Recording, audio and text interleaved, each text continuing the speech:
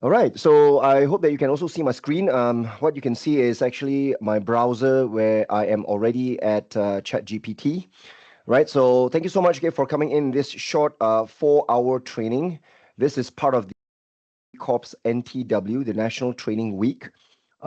This is the first ChatGPT short training, right, on prompt engineering. So this is actually the prompt engineering revolution with ChatGPT. Now, even though there are many, many platforms out there today, ChatGPT being the pioneer, and I believe they're the first one, okay, that talks about generative AI, and it sets the motion for the rest of the tech giants to follow. All right. So first of all, okay, my name is Gerald, and Gerald Hong. All right, that's my name, and I welcome you guys, okay, wholly to this training. And yep, I am the trainer, okay, for generative AI. I have a whole bunch of generative AI training courses available from our company. I am actually the CEO as well, and the lead trainer at Genmarine Consulting. Okay, so thank you so much, okay, for logging in.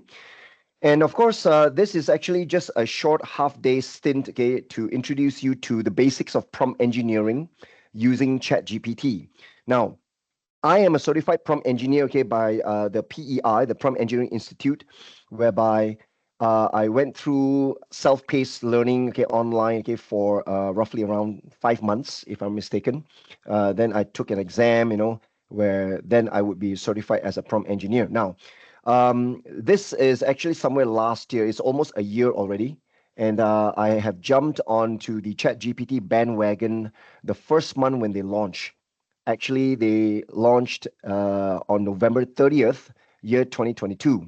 All right. So somewhere around December, okay, that's where I started playing with ChatGPT, and it's a whole big journey, right? So anyway, I'm going to actually introduce you all to ChatGPT, the latest trends today. I know that most of you all do have experience with ChatGPT. You join in here because you have either heard of ChatGPT or you're already on ChatGPT. You are doing you're using ChatGPT in your daily routine, So, well, anyway, it's my job here, okay, to introduce you properly to ChatGPT, okay? And of course, the session is recorded. As you can see, if you were to monitor, if you look at your Microsoft Teams meeting window, you can see that the recording has already started, right? And we shall edit this particular video, right? It's a half-day training, so the video should be edited as well, cleaned up. So my production team will upload it to our YouTube channel. So we will announce to you, okay? We will send an email, announce it to you all when the video is available in our YouTube channel. We're going to give you our YouTube channel URL. And on top of this video, there are also quite a number of public videos, free training videos that you can observe. Okay, so not to worry, don't worry. Okay, any one of these free training, usually we do a recording and we create the video and we upload to our YouTube channel. So all our videos are on YouTube. Okay. All right, so let's get started here with ChatGPT. Now, like I said, that I'm not just a trainer. I've been a trainer for 28 years. I started training back in 1995, 96, somewhere there. And I'm a Microsoft certified trainer. I've been focusing on Microsoft technologies throughout my career, right? And of course, we are a training provider, right? And what I do mostly, right, is besides heading the company, I am still training full time, right? And nowadays I focus more towards generative AI. And in Microsoft, I do heaps of other trainings. I actually major in development, right? And of course, my baby would be now Power Platform. For those of you who knows Microsoft products, Power Platform would be something like Power BI, Power Apps, Power Automate, Power Virtual Agents and all that, okay? And of course, having said so, for ChatGPT, Microsoft jumped onto the bandwagon as well. They invested into OpenAI. They are the largest investor of OpenAI, 49% shares in OpenAI. Microsoft is the main cash cow for ChatGPT, right? And because of this, they have unlimited access to the GPT LLM, the large language model. So that's actually where they give birth to Bing Chat, which is today we call it Microsoft Copilot, right? And of course, Copilot, I do also create courses. Now, I've branded and created a heap, okay, a series of generative AI courses, all titled by ChatGPT. All right. So, majorly, if you want to know more, you can visit our website. Okay. Later on at the end of the show, I'm going to share to you our website. You can practically navigate to gemrain.net, and look at the series of courses that I offer. So all of them are personally crafted and curated by myself.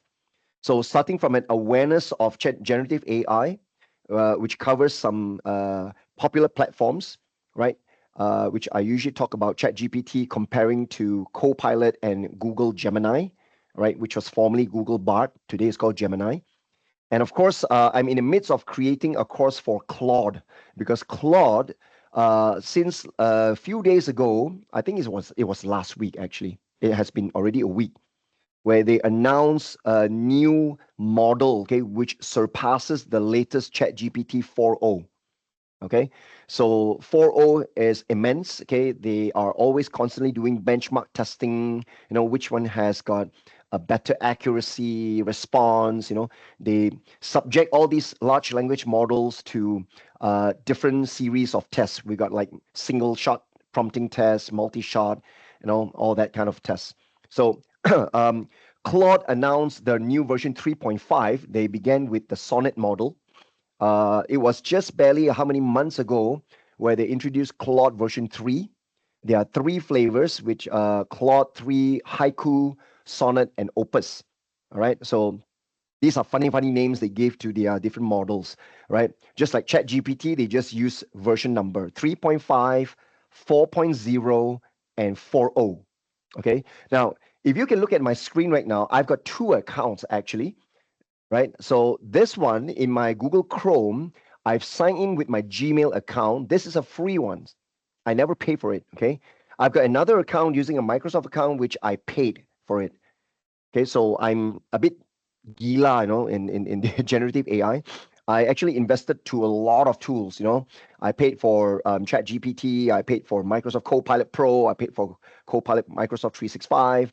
I paid for various amount of tools, with the exception of Claude, all right, which I am about to subscribe to Claude Pro because if you want to know more about Claude, maybe towards the end, before I finish, I'll just give you a sneak peek of Claude. What is so good about Claude and why is it now the time for me to tell you about Claude? I signed up for Claude during the time when Claude is not available in Malaysia and this part of the world. They only started in US and Canada, not even Europe. Okay. But apparently recently they have opened up already to the rest of the world. So now you can sign up for free and they will ask you for a Malaysian phone number. They're going to send an OTP, and then after verification, you can now jump onto it. Previously, it was somewhere mid last year where I signed up for Claude. I need to turn on a VPN, all right, and bluff the system, okay, to know to think that I'm in US, then I can sign up. And that time when I sign up, there's no phone number. But after that, they change it to, because they know that people are going to sign up from different parts of the world using a VPN. They are smart, they want you to key in an American phone number so that they're going to send an OTP to that phone number. So if you do not have an American phone number, well, sorry, even with the VPN, you cannot fool Claude. All right. So recently they opened up Claude for free signups, right? And well, I'm going to showcase that at the end today. Okay. So which chat GPTs are better? We don't call it chat GPT, we call it LLM, large language model. Chat GPT is chat GPT. So the question supposed to be which LLM platform or which generative AI platform is better, all right? Gemini versus chat GPT versus Copilot. Now, let me kind of like open up my notepad here and scribble something here, okay? Let me kind of jot down something for you here. Okay, let's do a breakdown here, okay? Now, first of all, okay, OpenAI is the company that gave birth to ChatGPT. This happened back in November 2022. All right. So they were launched in November 2022. Last year, November, they had their first birthday. Okay. ChatGPT's exact birthday was end of November, 30th November 2022. All right. So ChatGPT is actually based on the GPT model. Okay. The GPT model. GPT stands for generative. That's where the first word of generative AI come from. Generative pre-trained, okay, transformer. That's actually the full name of GPT. Okay. So now next we have got Microsoft. Microsoft is the main investor in OpenAI. They took GPT, this LLM, we call it the LLM, yeah, large language model, right? So GPT being the pioneer. So Microsoft took the GPT and created Copilot. Okay. Copilot is also based on, okay, GPT. Right? That means the back-end LLM engine is also GPT. But don't get me wrong. If let's say ChatGPT is down, doesn't mean Copilot is also down. Right? Because Copilot does not connect directly to ChatGPT. What Microsoft did is they took the LLM, right, and they host it on their very own platform. Definitely will be on Azure, because Microsoft has their own cloud, Microsoft Azure. They have their own infrastructure, their own servers, and complete setup.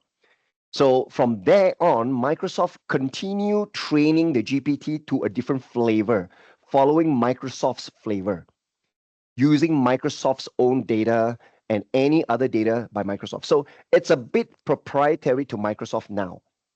Okay, so if you compare Copilot, even though based on the base model GPT, but the outcome, if you submit a prompt to ChatGPT compared to Microsoft Copilot, the outcome might be slightly different. Performance also will be different. So Microsoft right now, their Copilot is yet to use the GPT 4.0, but ChatGPT is already on GPT 4.0. Okay, so now let me show you right now. If you started with ChatGPT, now let me share to you the new ChatGPT URL to the meeting chat. That's it, chatgpt.com. As you can see on my screen, chatgpt.com. OpenAI just bought this domain a couple of months back, right? So before this, right, it was quite long, right? The old URL was used to be chat.openai.com. This was the old URL. So it used to be, okay, chat.openai.com. This is the old URL. Today, they make it shorter. They immediately call it chatgpt.com. So they should have done that, but I think when they started, they got no money. They're just a startup company. They're kind of poor. That was also happened before even Microsoft invested into them, right? Now, remember this OpenAI, right? If you to check it out, okay, Microsoft is not just the only investor. Behind the scene, there are many, but it's just that OpenAI owns the major one, the majority of that, 49% of that. Okay, I heard that OpenAI has got vast numbers of investors. If I'm mistaken, Toyota is also part of the investor. A very small number there, all right. And then I think SoftBank and a couple of other companies. I mean, I might be wrong, okay, but this was what I heard. Okay, you guys can go online and check it out. Okay, but anyway, this is the new URL, chatgpt.com. Now, Copilot, which is based on GPT, but they are now trained on their own. Now, Copilot is still using the GPT 4.0. I don't call it 4.0 because the 0 and the O, people get confused lah. So usually we just call it GPT-4. Okay, Copilot is free. The free one allows you to use GPT-4, right? But you see, right now I'm having the free ones here. Okay, this is not even free ones, Today, ChatGPT allow you to continue to use it even without having to log in. You see, this screen shows that I did not sign up an account. I haven't even logged in yet. On the top right-hand side, I don't have my avatar. I don't have nothing there. That means I am already seeing the message box, which I can use and send a prompt to ChatGPT and to do just test out. If I like it, I log in or sign up. So today they allow that. And the model I'm using is only 3.5, as you can see. 3.5 is the current model, the lowest model, but yet it's the fastest to respond. Okay. So if you log in, right, with a free account, Now, this one is my free account. Once I log in, you can see I log in with my Gmail, okay, my Gmail account, and I can see these settings and log out, all that. And you can see the model here, just say GPT, ChatGPT. And you can see that if I want to access other models, they ask me to subscribe or upgrade to ChatGPT Plus. Okay, in ChatGPT Plus, you get to access 3.5, 4, and 4.0. The default, if you are on Plus, is 4.0. Now, here, let me tell you this, guys. A couple of months back, OpenAI announced, okay, that even free users can access 4.0. So even though you see ChatGPT here, they never mention whether 3.5 or 4 or 4.0, right? Guys, let me tell you, it is 4.0. This is 4.0 because right now in the URL, you can see the URL, it says model equals auto. It's automatically selected. But hear me out, listen carefully. The free ChatGPT subscribers, users, free. You never subscribe, huh? Free, huh? Right? You're supposed to be on 3.5 only last time. But they open up 4.0 for you. But you can use 4.0 with a cap limit. If I'm not mistaken, roughly around 5 to 7 messages, depending on your context, whether you run out of the token context. And then they will say, okay, you have exhausted your limit today. You need to wait for another 5 more hours. Usually the breather, all right, the cooling window is 5 hours. You reach your cap, 5 hours. But doesn't mean that, oh, I cannot use it anymore. You can continue to prompt, but whatever you prompt, it will be reverted back to 3.5. Okay? And then if, let's say, 5 hours is over, your maximum cap limit is, reset it back, then they will automatically switch back to 4.0 for you to use for another couple of messages and all that. Now, how do you know that you're on 4.0? Now, those of you who are already on ChatGPT free for some time, you will realize that today when you sign into your account, suddenly I got a paperclip button. Last time don't have. You see, if I'm on the anonymous ones, right, I don't have a paperclip button. Today, I sign in with my free account. This has a paperclip button. How do I know this is a free account? Because like I said here, when I drop down, they ask me to upgrade to Plus. And on the bottom left-hand side, they ask me to upgrade plan. When I click the plan, they will tell me I am currently here, free. You see? They'll tell you limited access to GPT 4.0. It's a small O, yeah? It's not 0. This is 4.0. O, short for Omni, is known as GPT 4 Omni, right? So O, limited access. The limited access is around between 5 to 7 messages, prompts, okay? Then you hit the maximum cap limit. And again, there is limited access to advanced data analysis. Now you can actually have a paperclip button whereby when you click here, look at this. They have also made some improvements here whereby last time you can upload files from your computer, but now they allow you to connect to your online cloud storage, like such as Google Drive and Microsoft OneDrive. Microsoft OneDrive can be either personal or even your work OneDrive, which may include your SharePoint. You can connect to that.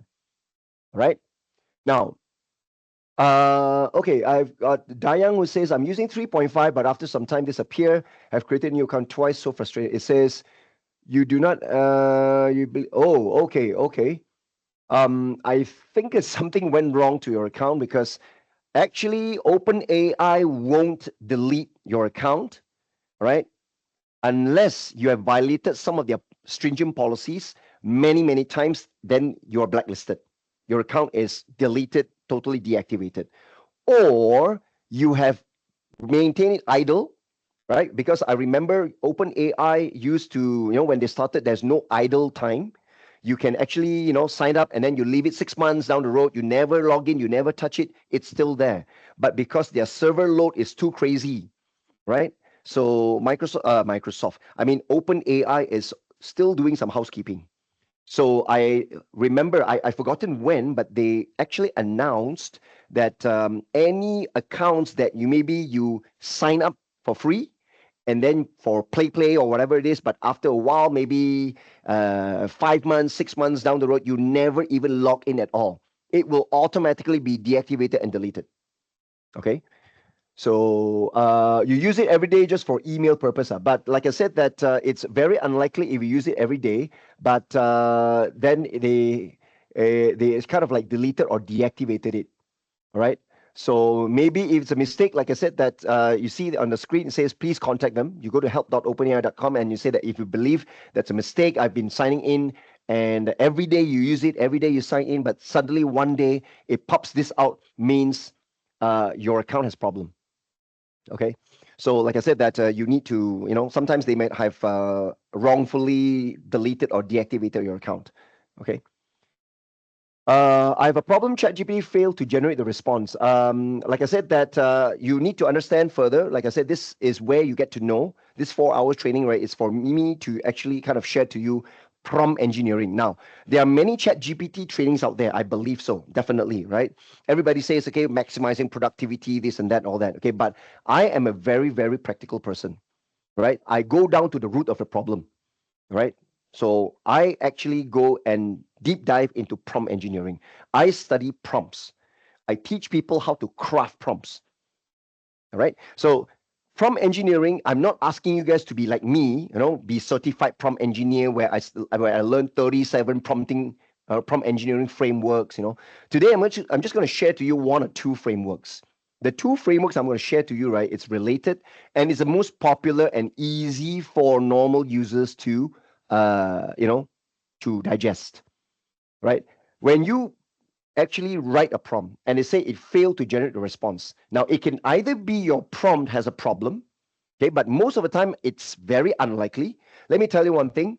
Any prompts you type in, ChatGPT is not going to say no to you. They will never say no to you. You get some results unless two possibilities. Number one, you ask, for example, can you show me how to make a nuclear bomb? Or can you teach me three legal ways, okay, fastest way or safest way to smuggle drugs? You know, these are immoral, criminal, okay, or violent in nature and all that. So it violates the policy. ChatGPT then only turns you down and say, no, I cannot do that. All right, that's number one. Number two, if your prompt has got no problem, then it might be ChatGPT's problem. Sometimes, okay, there are bound to be some intermittent disconnects. The LLM kind of like went to sleep for a while. As you've been prompting, they come up with output. You reply, they output. You reply, then suddenly error, fail, fail, fail. I've tried that before, multiple occasions. Right? Then you got no choice. Okay, maybe if you are urgent, you got to start a new chat again. Copy the prompts and try to start a new chat session. Right? That chat might be, terminated or corrupted or something like that. Because a chat conversation, right? A chat conversation is just a session. The session can break down sometimes. All right.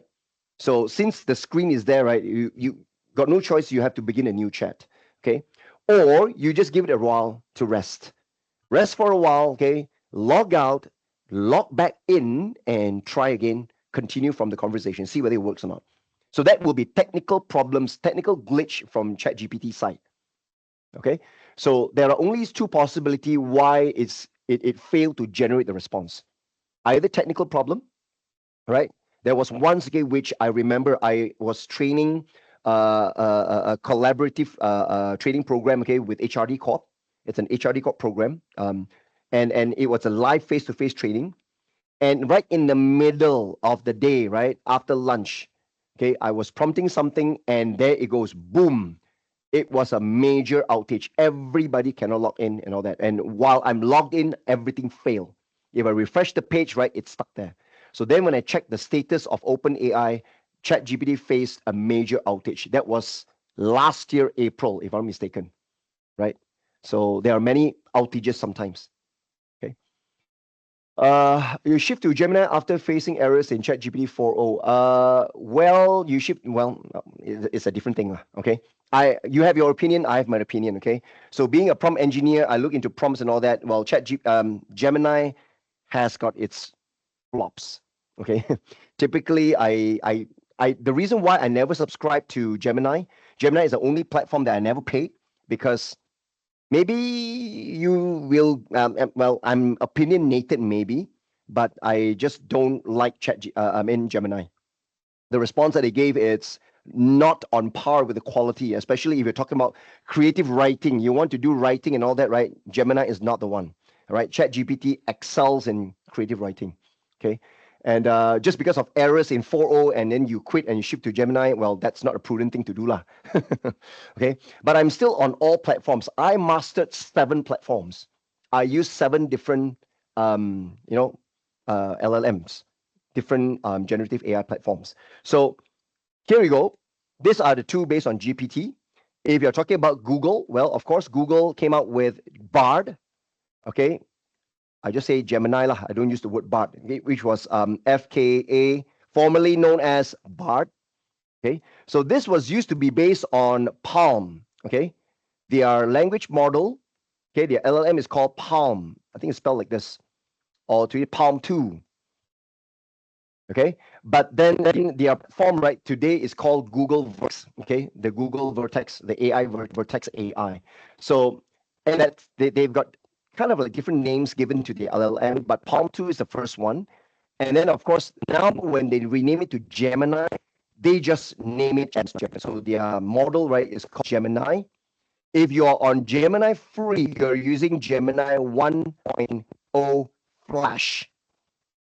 Okay, the latest one, okay, is 1.5 Pro.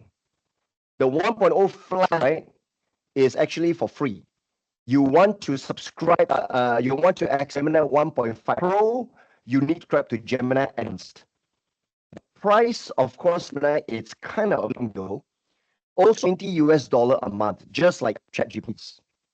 $20 a month, right? But this is part of their Google One AI Premium plan, whereby you subscribe to their $20 a month One AI Premium. On top of your Gem Advanced subscription, you get the Advanced. You also Google Drive upgraded to 2 TB storage, integrated also into all your workspace. And the best is the first 2 months you don't pay. You start only on the 3rd month onwards. So that's when you subscribe. 2 months, the first 2 months trial.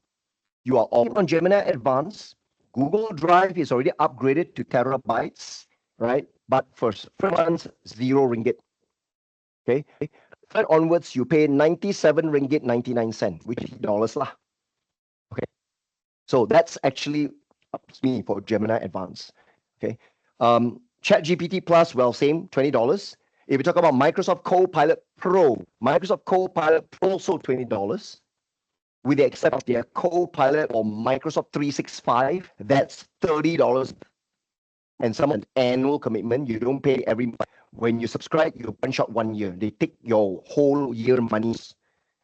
Okay, 2 months you have to pay 1 shot. Okay, but all the rest of the other generative AI platforms, it's paid money, like electricity bill, telephone bill, you know. Okay, so well, every one of these platforms have their own pros and cons. Okay, so Claude is the next one. Okay, I just come out with all these famous platforms here. Claude today is version 3.5. Okay, now what they right now, okay, would be models. 3.5 is only on Sonnet. Okay, but 3, right? Okay, it's still on Haiku. Haiku is version 3.0 Haiku, and then 3.0 Opus.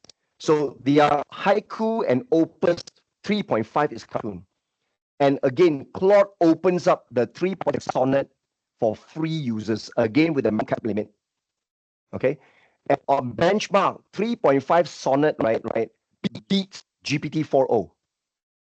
So let me erase this first. So in this case, okay, I'm just going to lay out GPT 0.5 with a slash 4.4 slash and 4.0. Okay, usually they like this dash. So again, GPT dash 4. This is GPT dash 4.0. So 4.0 to be top for a while. Now, with the release of 3.5, Sonnet benchmark test beaten GPT 4.0. Gemini 1.5 Pro was nowhere to be seen. Okay. So, okay, now my voice is blowing up again. Am I Okay. Guys, can you hear me right now? Testing 1, 2, 3. Am I still breaking? Still breaking. I just don't know. It's my line or what? Because it was good for a while. Hey, hang on, guys. Let me switch to.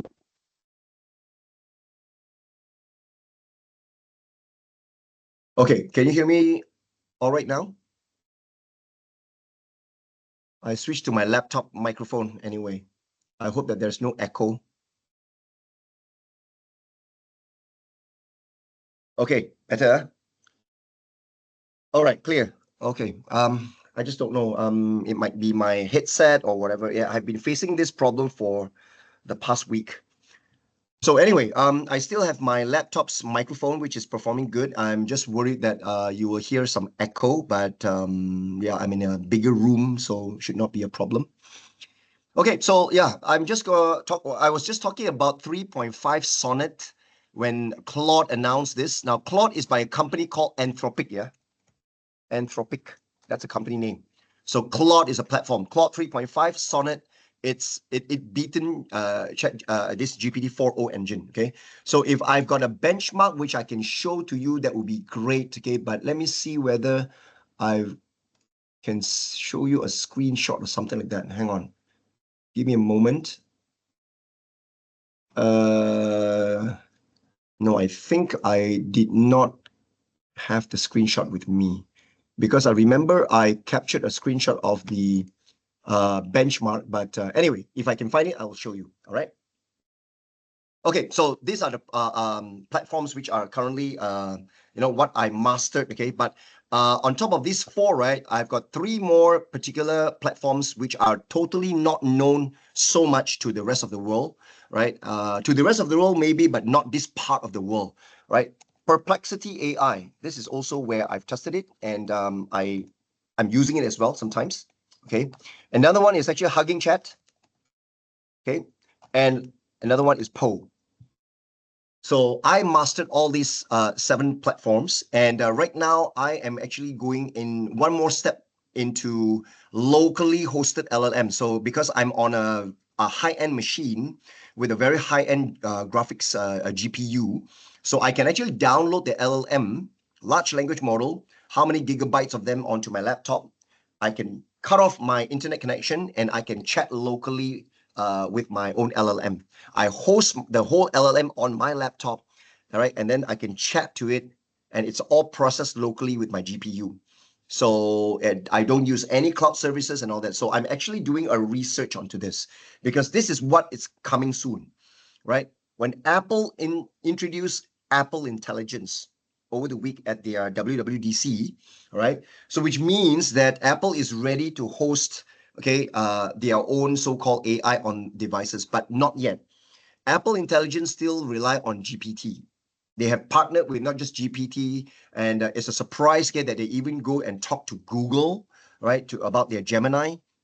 So they are still in the midst of trying to decide on one. So you get an advanced Siri, okay, Siri powered by GPT, a more intelligent Siri that comes with your iOS 18, but only Apple iPhone 15 onwards.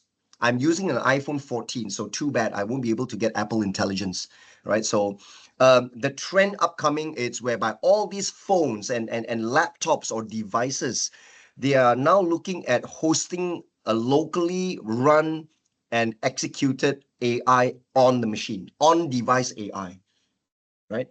So, oh, what's the minimum requirement to do so? Well, you need a very powerful, actually, you need a gaming laptop.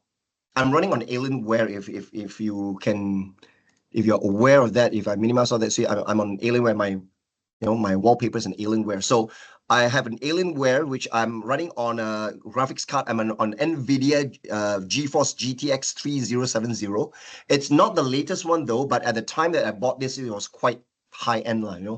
So with the most important thing, you must have a very high end GPU, okay, and lots of memory, of course. I'm on a 32 gig RAM laptop. So yeah. Yes, because graphics card is the minimum thing that you need, okay, in order for a locally run AI.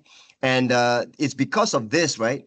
Haven't you guys heard the news that NVIDIA now is world number 2 in terms of market value? They are from nowhere, just being a graphics card producer to, for people to play games and all that. Suddenly, because of AI needs, all right, they are now number 2. They have beaten Apple and all that. They are just behind Microsoft, Microsoft being number 1. All right. So, I mean, market cap, we're talking about in terms of market capital. Market cap, I think 3,000 over billion. That means 3 point something trillion dollars. So NVIDIA is just around, they hit $3 trillion as well, right behind Microsoft. So NVIDIA chips, they are not just creating graphics card anymore. It's the chip. Okay. So we used to talk about CPU, Intel AMD CPU, Central Processing Unit. Then we go into the era of GPU, graphical processing unit. Now it's the world of NPU, neural processing unit. So all the new PCs, especially if you talk about Windows, right, they're going to have a Copilot Plus PC. So these PCs, right, are running on Qualcomm's or Snapdragons, So these are all not normal CPUs. They are called NPUs now. So in the future, there's no more CPU, right? It's actually now onwards, they are all called NPU. NPU, right, it's like a central and graphics processing unit, together AI capable. So it's known as a neural processing unit.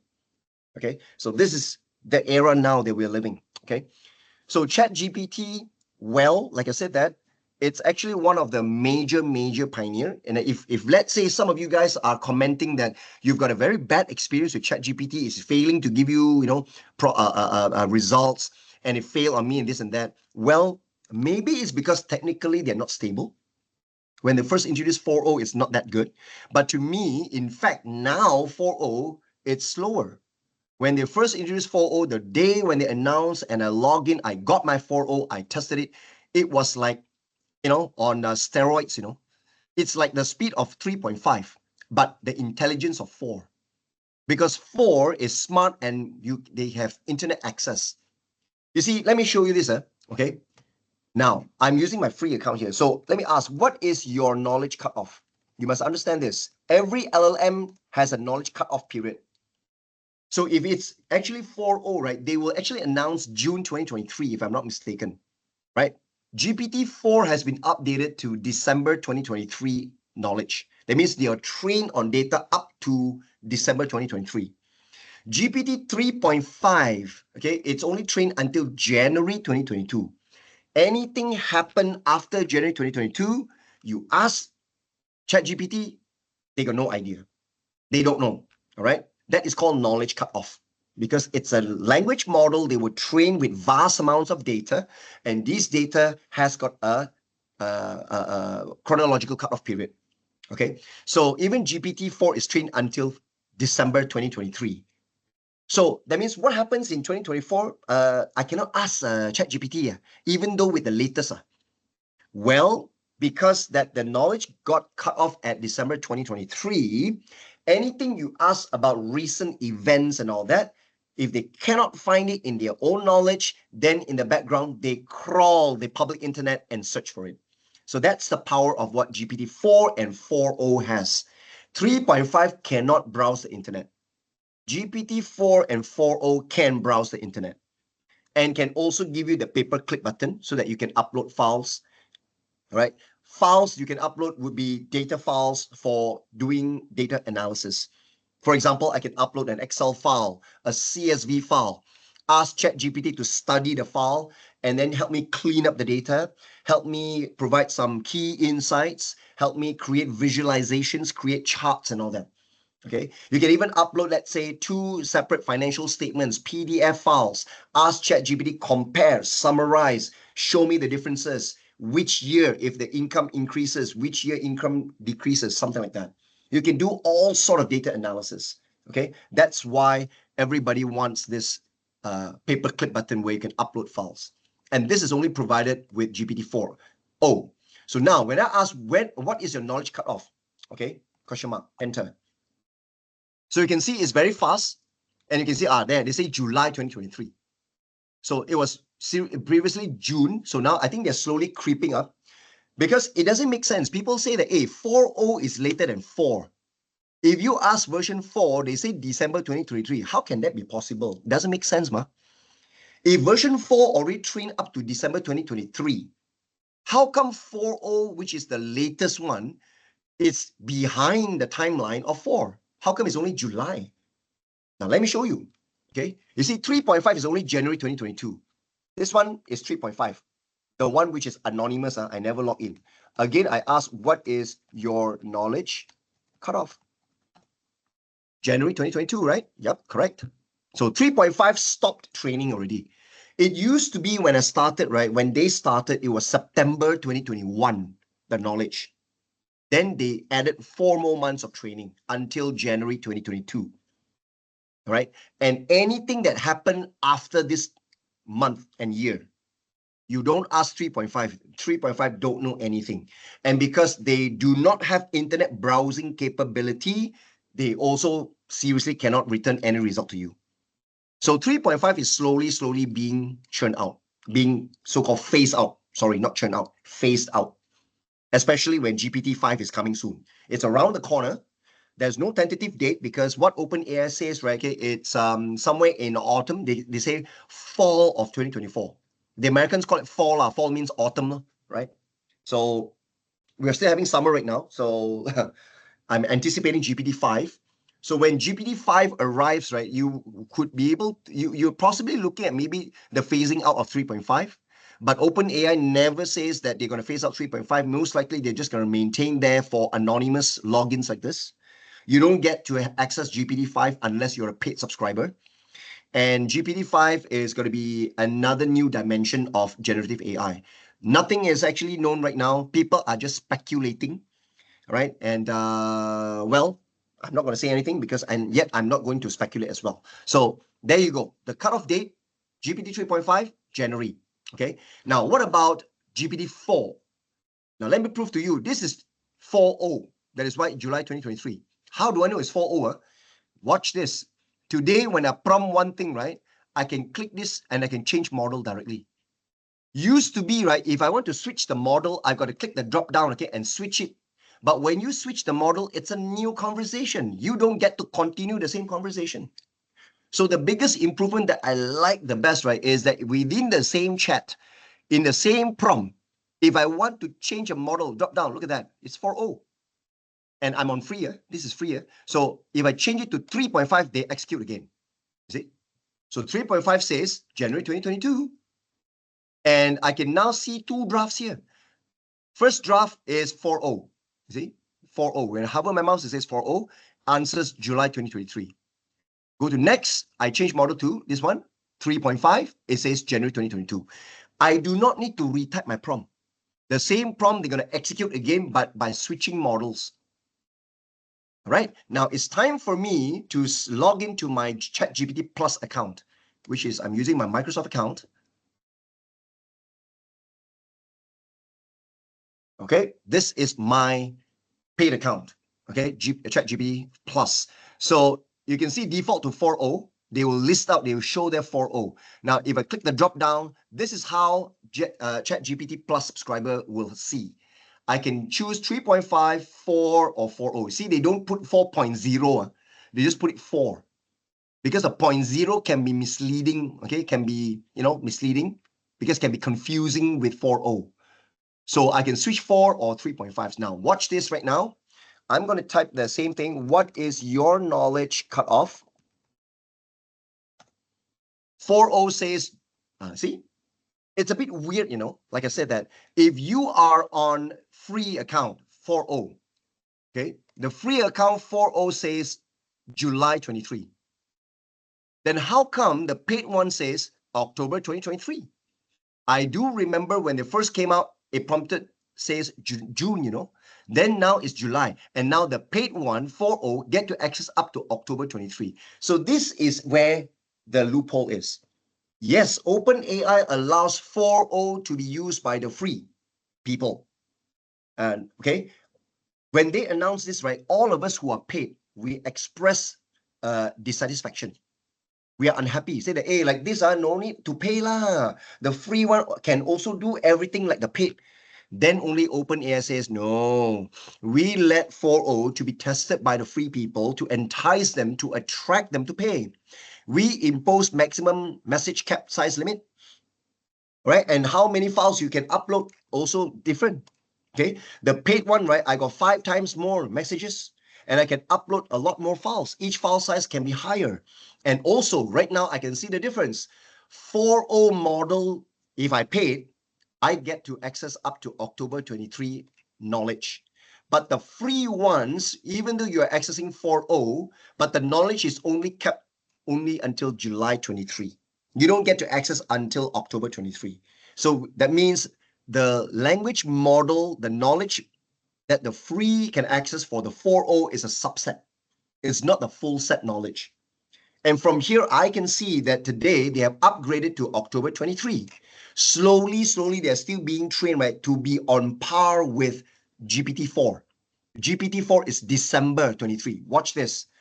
Let me prove to you. Drop down GPT-4. When I switch model to GPT-4, it says December 23. Okay, look at that. So that is why I told you now, if I choose 3.5, again, this is January 22. So remember, now I got 3 drafts from the same thing. I do not need to switch conversations. January 22, this is 3.5. Next, December 23, this is GPT-4. And October 23, this is 4.0. So 4.0 is still being trained. So maybe within by next month or the month after next, slowly you'll see they being updated to November. And then after that, match on par with December 23 for GPT-4. Okay, so that's actually the knowledge cutoff. But like I said, this is only to find out what is the difference between these few models. Okay, now I've got no time to lose because we only have half a day here. All right, now I am going to start up with simple talks about prompt. What you have seen me entering, right, is called a prompt. For those of you who are totally new, we may be getting people who join this session, right, totally new, don't know anything about ChatGPT. I know, I'm so sorry. Those of you who are already experienced in ChatGPT, it might be boring to you, right? But let me tell you something that maybe you don't know. Okay, now if you are on 4.0, what is what we call a token context window? Do you guys understand what's a token context? Whatever that you type here, this one, okay, it's not unlimited, and you can see that at the end, I will continue. Now, this window here, right, can be very, very long. This is called your context window. Now, every time when I type something, right, watch this. If I go back to my 4.0, this is 4.0, right, fine. Now, let me start a brand new chat. Let me delete this chat. No need this. I'm going to create a new chat. Now, let me do a simple one, okay? Now, I want to actually find out something. Let's say, okay, write me a brief article, okay, about, let's say, sustainable energy in no more than 300 words. Okay, I press enter.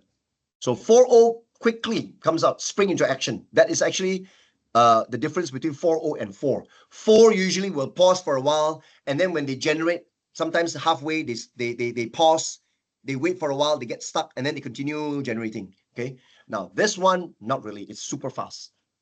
Okay, but recently I find that Claude is even faster. Okay. And yeah, you see, for Gemini, while I can't disclose the exact date due to, I can tell you that my training data is very current. You see, information up to early 2024. Yeah. So you can see the responses sometimes, right? Gemini is, because you know what happened to the history of Google's AI. You know that during the day one when they tried to launch Google Bard, right? They fail in their public launch, and it causes Alphabet, their parent companies, stop, plunge like crazy, right? And then when they actually changed to Gemini, and when anything that they want to come up with a promo video, they were practically busted. They were saying, okay, some people found out that their demo video are all staged. Okay, so Google has got lots of failure, okay, in their AI. So That is why when they come up with their Gemini, they want to ensure that it is really, really treaded carefully. So whenever, sometimes when you ask things like this, it's like when you ask what is their knowledge cut off, you are practically querying their system, their back end system. So they try to protect from against jailbreaking. It might be an attempt to jailbreak or something like that. You're questioning their system instructions, you see. So they'll just give you a something like, yeah, early 2024 lah, right? But come on, they are Google. So what's the power of Google? Search, man. Right? All this while, before the world of AI, everybody say, Google it lah, Google. Google is already a household name. People don't ask you to search it. They just say, Google it. Google, right? It's like a household name. It's like instant noodle. People think about Maggie mee lah. You eat. Hey, come on, it's not Maggie mee. It can be maybe Chintan lah. It can be Mami, but you still call it Maggie. Right? Just like Tupperware. That's not Tupperware. It's just a plastic container to put food, but you still call it Tupperware. Household names. So Google has been a household name for searching, right? So Gemini, in the back end, doesn't matter what is the knowledge. In the back end, they always return to you the most recent information, because what powers it is also their AI search. They have their own database of vast amounts of knowledge. But what is built into the Gemini information, the knowledge base, it can be really, really up to date, because it's generative. As they train, as you query it, they keep on training and training. It's trained 24/7 nonstop. Okay. So, but ChatGPT, well, with the limited budget, and expenses for OpenAI, which is very, very high, right? So their training, right, must be put to a pause up to a certain mark, and then in the background they slowly, training, and then only they release. They train and then publish, train and publish. All right. So with Google and Microsoft, they are, already a tech giant before this. So they've got a lot of money. They've got their own cloud platforms. They've got their own infrastructure. CPU processing power is not an issue. So they can continuously train and publish.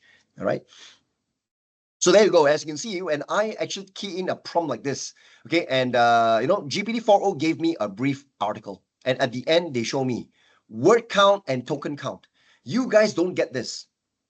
All right. I get this because I have given it specific instructions to do it. In ChatGPT, you have something known as custom instructions. I have to go to my settings here. You can see that in the personalization, I've got custom instructions. And on top of that, today, you've got memory. Memory is also something similar to custom instructions, but custom instructions started first. When you go in, you can see this is how I put into the two boxes of my custom instructions. I tell it what I want ChatGPT to know about me. You can see that I mentioned myself. See, what would you like ChatGPT to know about you? You profile yourself. So I tell him my name, where am I from, what job I do, and what I do, what I specializes in, and what would be my goals, how usually I use ChatGPT for, all that. All right. Then the last box is the most important. How would you like ChatGPT to respond? So here I say I like to be addressed as Gerald. You can put in, okay, I like to be addressed as Master, so that every time they respond to you, yes, Master, certainly, Master, here, Master, there, Master. You can do that, you see. So this is practically the way, okay, on how you want to change the behavior of ChatGPT. And you can see from here, I also mentioned ChatGPT, the language you should respond to me always will be formal, professional, and okay, can be slightly casual, not to be too formal and professional, right? Slightly casual, right? It has to write in a descriptive and yet concise. It can be descriptive, concise, right? High quality. And one more thing is that ChatGPT must have a different vocabulary usage, especially those of you who use ChatGPT, right, for writing purposes. Well, I've got a course called ChatGPT for Business Writing. Is it? Most of my generative AI courses are one day each, right? So there I show you what ChatGPT can write: articles, blogs, emails, newsletters, whatsoever. And one of the biggest flops for AI writing, right, is one shot I can detect. If you give me a piece of article or show me an email, right away I can detect that it's written by ChatGPT. Okay. Now, there are words which will scream on top of the lungs, okay, that it's AI. Now, let me tell you, I'm sure some of you guys will know this, especially those with experience in ChatGPT. The first word is delve. Everything also got delve one. Okay, let's delve into this, delve into that. Next one is embark. And then this stupid word, who in the world use this word? Tapestry. Let's delve into the tapestry of what? These are all fluff words, we call it.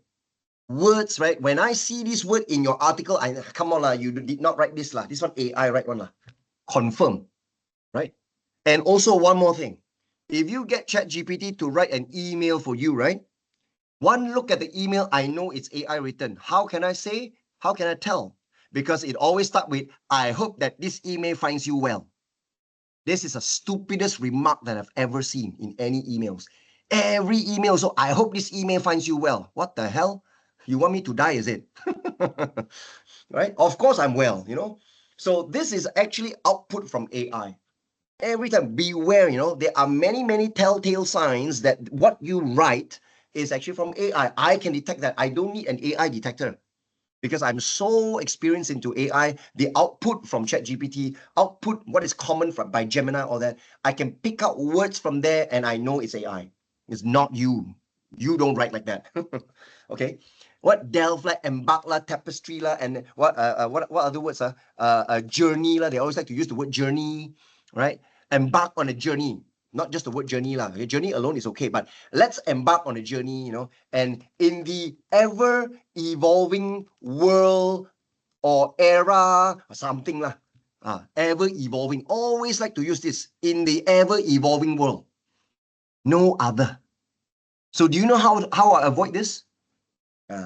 Watch. Let me share this to you guys. Okay. Instead of using here, right, I put there must have different vocabulary usage. I still find myself getting this type of bullshit, okay, from ChatGPT.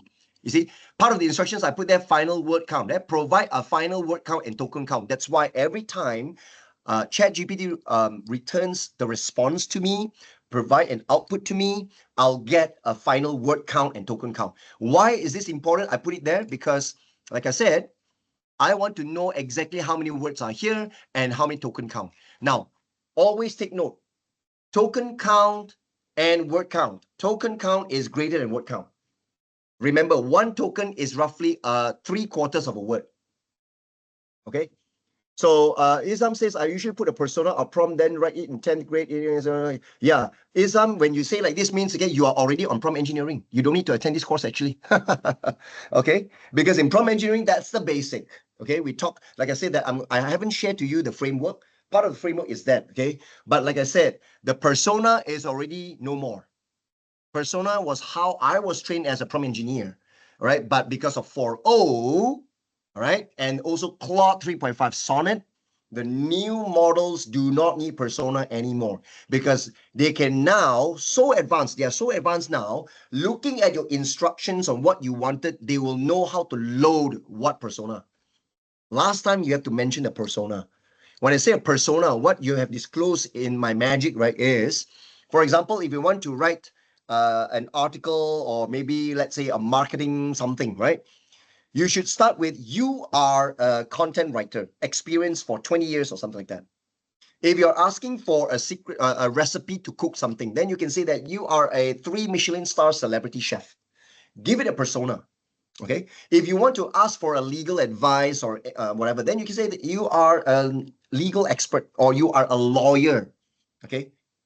Then, that's actually how you get a role. You give ChatGPT a role. Then only you give them your instructions.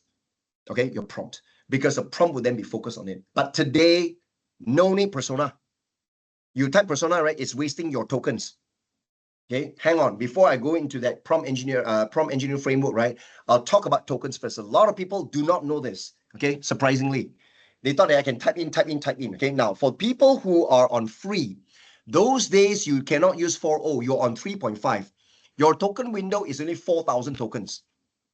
4,000 tokens. That means that whatever you can type here is 4,000 tokens. So how much is token? The token is not like the coin. You buy the token, you go to play arcade video games, all that. No. The token is actually a unit of measurement of text that you pass into the generative AI model. All right. So in this case, roughly, I don't have a fixed formula for you to calculate a token, but let me tell you, the formula is one token, it's a 3/4 of a word. All right. What do you mean by one token, 3/4 of a word? Now, let me show you this. It is roughly, it's estimated around 1,000 tokens, okay, is roughly equivalent to 750 words. Okay, 3/4, ma. All right. And why 750 words? Because 750 words is roughly one page, one document page. 750 words roughly fit one document page. So 1,000 tokens. So 4,000 tokens means 4 pages worth of text. Like I said, you cannot look down on this message box. You can type it in, okay? If you say 4 pages, right?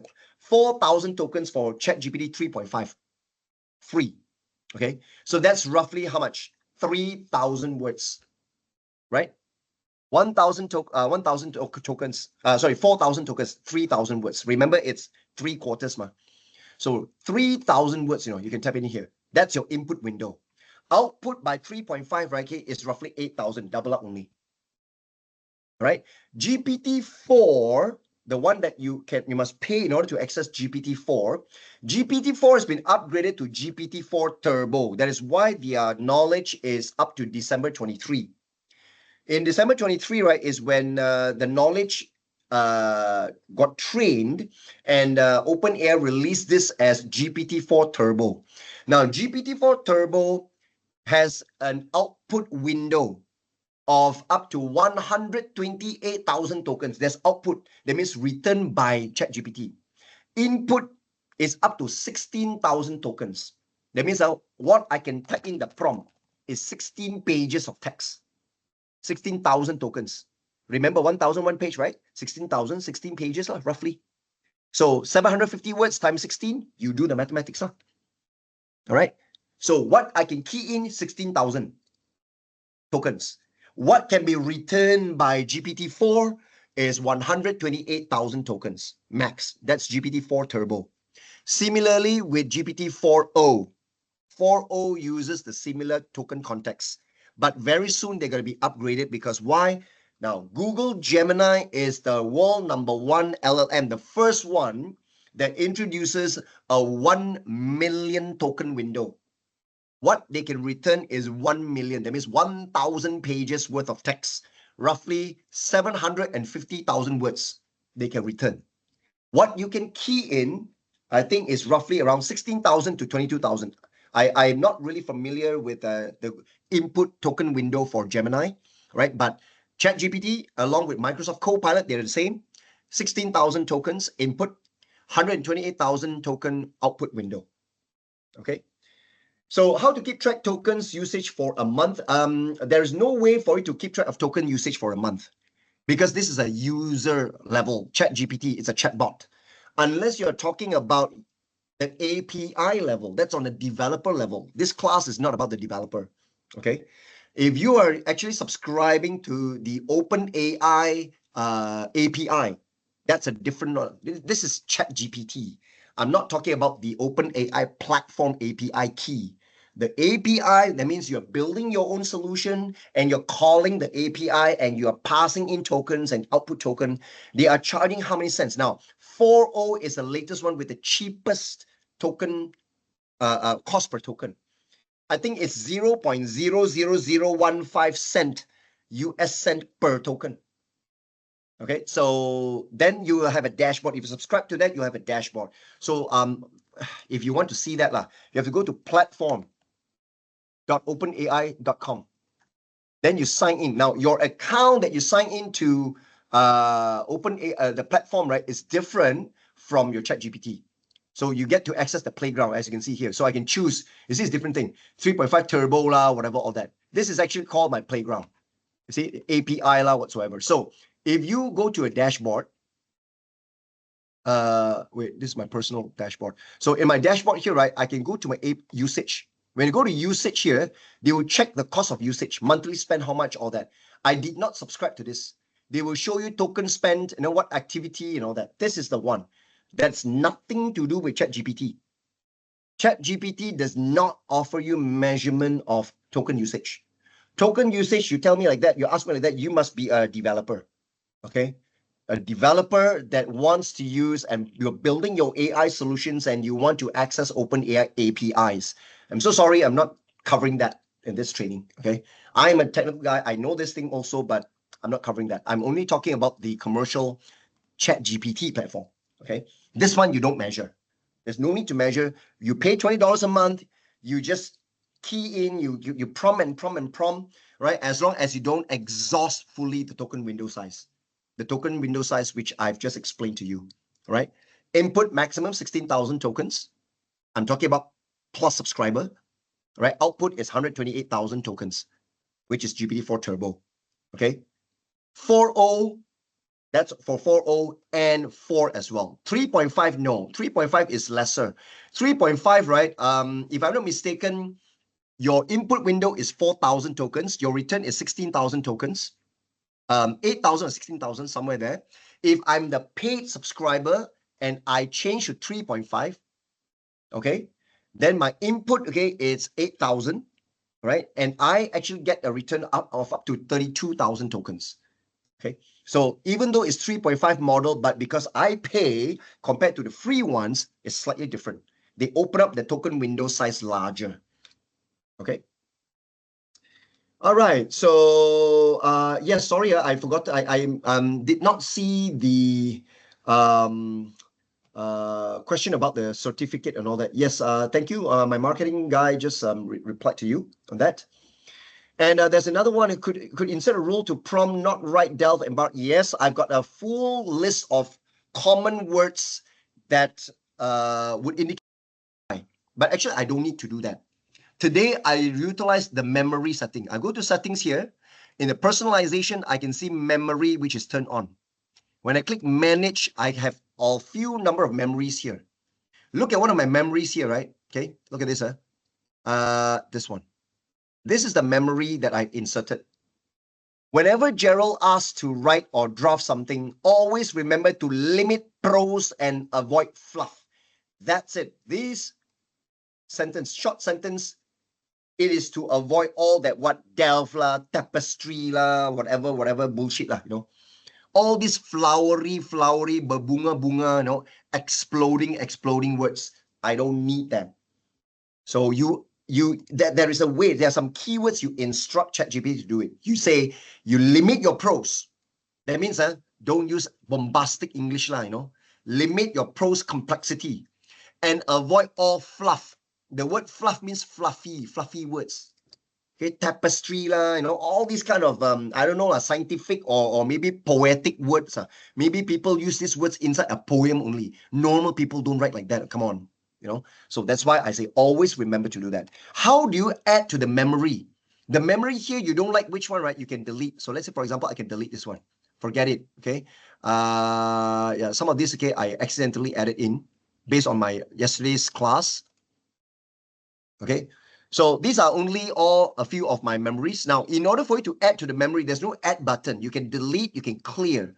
To add to your memory, you just do a normal chat. Okay, for example, let's say I just show you one, okay? Well, the moment you talk to ChatGPT here, right? Let's say it's 4.0. The moment you talk to ChatGPT and say that, please remember, okay, to, do something. I say, please remember that I will always I always write, okay, contents in no more than 400 words, let's say. When you say the word, please remember, watch this. When I press enter, they'll put their memory updated. Look at that. They say, got it, Gerald. Your preference for content within 400 words has been noted. So they'll put their memory updated. So when I go to manage my memories, you can see they've added right at the top. Gerald will always write contents in no more than 400 words. So when you put this into the memory, In the future, every time you begin a new chat, when you say that, please write this, please write that, I no longer need to say in no more than how many words. If you don't mention it, right, they will never go beyond 400 words. Unless now you want lesser than 200 words, you mention it. But if you don't mention it, right, okay, they will maximum cap it limit up to 400s, no more than 400 if you don't say anything. Because in the memory, they already know that if you don't tell me anything, you are writing in no more than 400 words, unless spoken to otherwise. You got it? Okay. So that's actually the usage of memory. And in the custom instructions, I believe that maybe OpenAI is going to um, refine that, because people are confused between custom instructions and memory. It looks almost the same. But memory, right, is a place for you to tell ChatGPT of certain events or certain characteristic that what you need it to remember.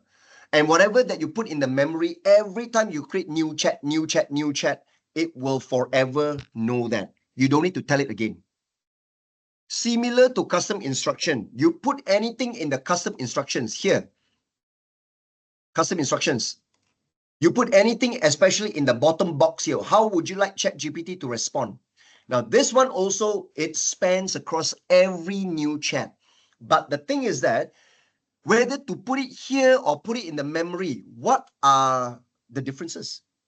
Actually, you can move something from here to the memory, but you must know whatever you put here is you want to change ChatGPT's behavior. What you do not like ChatGPT to sound like. You want to change the tone, okay? And you want to actually, get ChatGPT to return something to you, that is actually how you like ChatGPT to respond. You customize the behavior of ChatGPT. Memory is a place where you put ChatGPT to know something that what you are bound to do always, right? And remember that certain events that took place. Okay.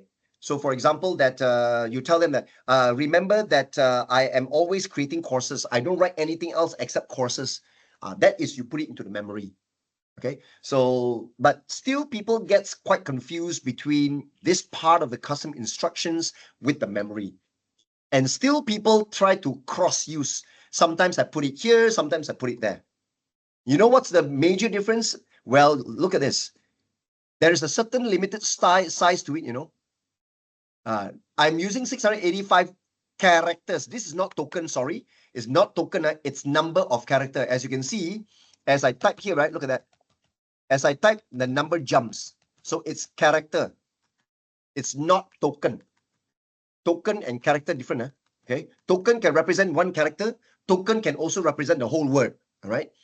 So here it's by maximum 1,500 characters only. But memory, it's not to say unlimited.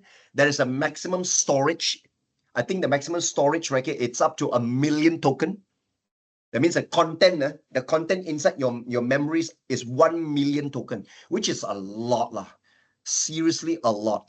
Okay, that means that, can you imagine that text that can be stored in the memory can be up to 1,000 pages long, right?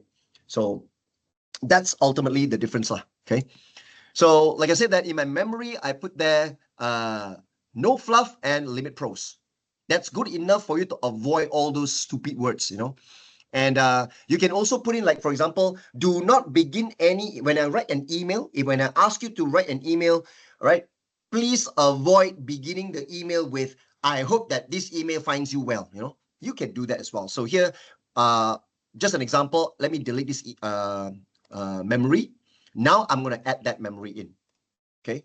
So I'll just say that whenever I ask you to write an email, okay, do not begin the email with, I hope this email finds you well, or any other opening that may sound similar to it. Like this. Okay. So I'm going to actually add this into the memory. So when I run this, okay, and you can see that it says here memory updated. So understood, your preference for email openings has been noted. That's it. So now I can avoid this already. So you can see here that with this memory feature, which is super powerful, right? It is also available for free users. It's there, right? So please use it. Always, as you chat and prompt ChatGPT, things that you do not want ChatGPT to do, just put there. Remember, whenever I do this, please do not. All right. So just give it instructions. When you give the instructions, they will update it into the memory. Okay. So as you use AI more and more, you can understand the behavior a little bit here and there. And when you find some certain, unsatisfactory or unwanted stuffs, you can prompt ChatGPT to avoid that. Okay. So based on what Isam just now shared, yes, that is something that is part of the prompt engineering framework. Now, let me kind of like share to you right now, without further delay. Let me just delete this. I'm going to begin another whole new um, uh, conversation, a chat here. Now, usually I will start with this, okay? Now, what if, okay, whenever I start my class, I will give this the first prompt, okay, a bit leisure, a bit relaxed. You ask ChatGPT to plan a holiday for you. Okay, you intend to go, maybe let's say Milan, Italy, right? You've never been there. I've never been there. Okay, Milan, Italy. I've been to Barcelona, Spain, but not Milan. So let's say you intend to go there for a 7 day trip. Okay, so and you want ChatGPT to show you a travel itinerary. How would you prompt that? Right? Yes, does memory has token count? I just mentioned that, Kuyong, Kuyong Sheng. I mentioned again that it's 1 million tokens, right? Yeah, I just mentioned that. Okay, so the memory has a 1 million token. That is only for the paid one. The free ones, okay, I don't think so. It's up to that mark. The free ones has a limited memory. I think the memory size is only 120,000 tokens, somewhere there. Okay. So you can actually go to the FAQ and ask about it. I might be wrong. Okay. I might be wrong because I cannot remember all the intricate details of the entire thing on the OpenAI documentation. I didn't finish reading the whole documentation. So yeah, you can just go to the FAQ and all that. But like I say, the memory size or space limit, the token limit, is different between the paid GPT Plus subscriber to compared to the free ones. Okay. Yes, the answer is yes. Memory has a token count limit. Okay, so now most of the time people ask like this. For example, okay, give me a travel itinerary, okay, for a 7 days trip to Milan, comma, Italy. Or maybe you just say Milan like this. All right. This is a standard way, okay, because it's very straightforward, right? That's how normal people prompt ChatGPT. All right. Now, let me talk about the first prompt framework which I learned on day one, okay, of my prompt engineering certification. Okay. The first most basic prompt framework, okay, the prompt engineering framework is called RTF. Prompt engineering frameworks are all short forms. Okay, RTF. Now, RTF stands for role, task, and format.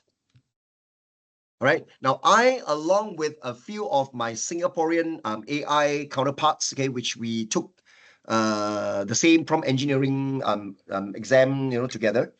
We are also part of the AI CCC community. CCC stands for Creative Content Creator. Okay, so we are part of the same community. So we kind of like do not agree with RTF, but RTF is registered by the Prompt Engineering Institute in US. So, but we took RTF and we crafted, we gave birth to our own new prompt engineering framework, which is a spin-off from RTF. Now, what is RTF? Now, first of all, you need a role, like what Izam mentioned, okay? But today, like I said, RTF, the role, I'm still old school. Sometimes I still catch myself giving ChatGPT a role. But like I said, you don't need to, especially if you're using 4.0. If you're using ChatGPT 4 or 3.5, you may need to still give it a role. But if you're using the 4.0 model, you don't need to at all, right? The word O, I mean the letter O, omni, does not mean doesn't mean that it's there's a meaning to it. Omni means it's automatically multimodal and automatically and dynamically able to load different personas or perspective and can analyze, and they can actually predict what you wanted. Okay, so now, which is better, RTF or versus CARE? There's no better. Koo Yong Shen, you've been asking me which one better. That there are times, okay, there's no answer of which is better or not better. It depends on what purpose, okay, the type of task or what are the prompts you're intending to do. Different prompt engineering frameworks, some of them is suitable if you are trying to ask for a business proposal to craft something for writing.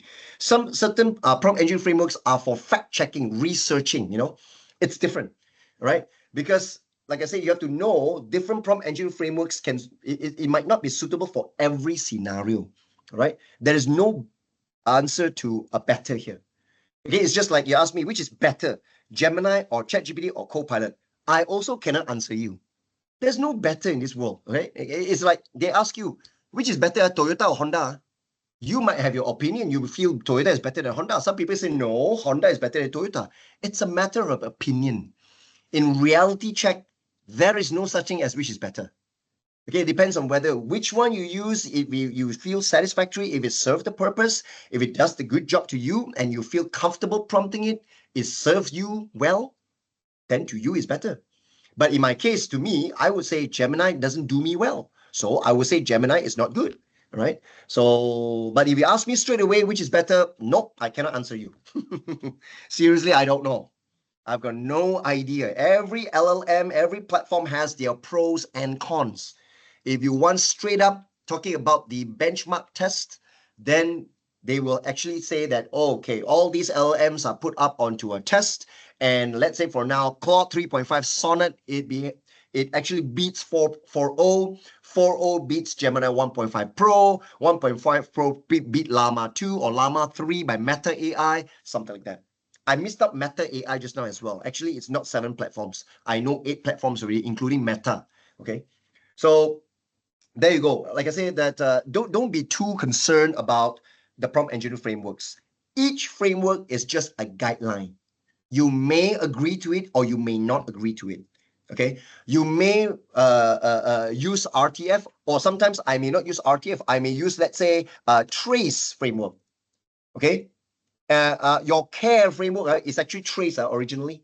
Okay, because your CARE, right, is actually swapping around RACE. It's the same thing, right? But actually there's a T in front. Okay, and I might also use, let's say, there's another one called TAG framework. I've got, let's say, Raschef framework. Out of 37 frameworks which I've studied, okay, there's another one called Impact framework. Okay, 37, I cannot remember all already. It's just like I feel like, when I pass my exam, right, I feel like the last day of my final SPM exam. Finish the exam, right, I throw away all the books from my home last time SPM. That's what I feel. So out of all 37 frameworks, I can only remember this few. And if you ask me, T stands for what, R stands for, I can't. Sometimes I cannot, but then, like I said, that which one I use the most, I just pick one which serves the purpose and I continuously use it. That's all. Okay. Raschef can be very good if you're doing huge amounts of writing. RTF is very simple. Raschef, Impact, if you're actually trying to come out with, let's say, maybe you ask ChatGPT to give you a full digital marketing campaign, digital marketing strategy. You are coming up with all this. Following, let's say, maybe you want to come up with brainstorming Pareto principle. You gave all this kind of a thing, and you get ChatGPT to output to you. Then you must actually fulfill certain things in Raschef or all that. Okay, but to me, RTF is good enough. Role task format. That's what I have the time to actually introduce to you now. But then I actually took RTF for a spin, and I kind of like not agree with RTF. Not to say not agree. I feel that the role, which today I don't need to, format, yes, but the task itself is not specific enough. So what I and a few of my Singaporean community members did, right, is we change RTF, we come up with our own called CEDO framework. CEDO stands for context, instructions, details, and output. Having said so, right, role is mapped to context. Format is exactly output, okay? And of course, the task here, when I say not enough, why? Because the task itself actually can be split into two, okay? Instructions and details. When you do like that, then at least I know, oh yeah, I must give instructions and add on more details. Because using RTF, there's no spin-up of details. People just say that, oh, task only. Okay, I give you a task, but you never add details. So in CDO framework, okay, context, instructions, details, output. Now let me show you how that should be. So if you say, give me a travel itinerary for a 7-day trip to Milan, that's just instruction, you know. There's just only I. There's no context given. There's no details. There's no output. Output by default, if you don't put output, well, the default is markdown format. ChatGPT always returns output in markdowns. Okay, always. Now, let me talk about my CDO framework. Having said so, I'm going to write old school. Even though I'm using 4.0, I told you context, which is the role, actually, I don't need to give anymore, right? Now, but anyway, I'm just going to show you old school. I was up like this. You are an expert travel or vacation planner with more than 20 years of experience. Shift enter. I always like to do my own line breaks. I don't know why. When I learned prompt engineering, a lot of prompt engineers, right, even though can continue typing, they automatically will continue next line. But I still like to press shift enter to do a line break myself.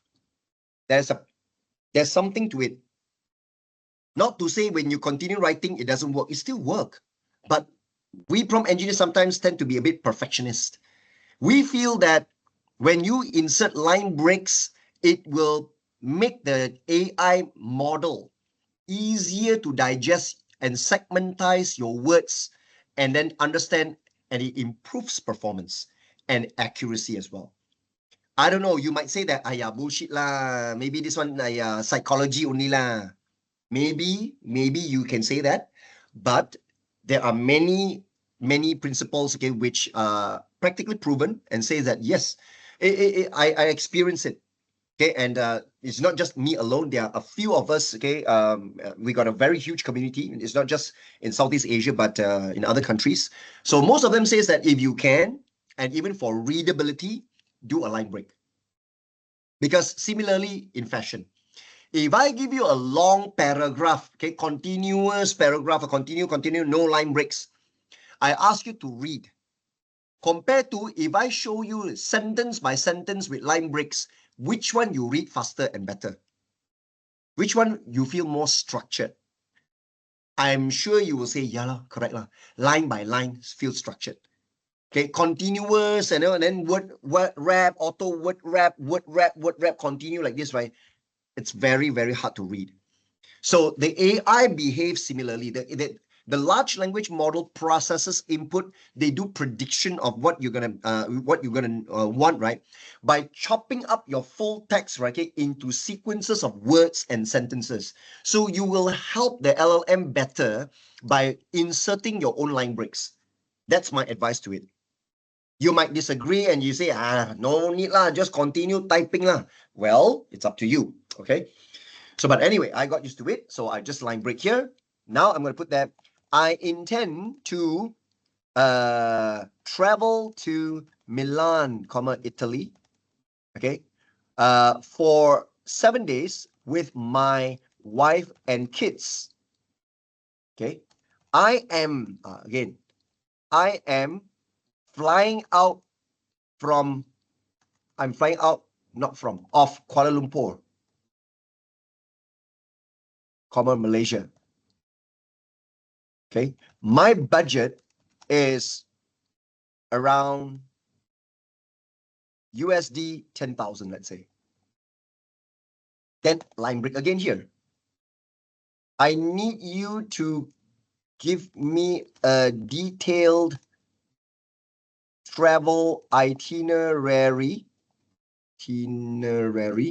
okay, for the trip, okay, complete with POIs, comma, suggested accommodation, comma, places for breakfast, comma, lunch and dinner.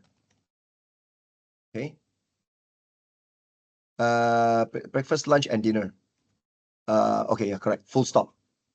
Here would be, and places for breakfast, lunch. Shift enter again. Okay.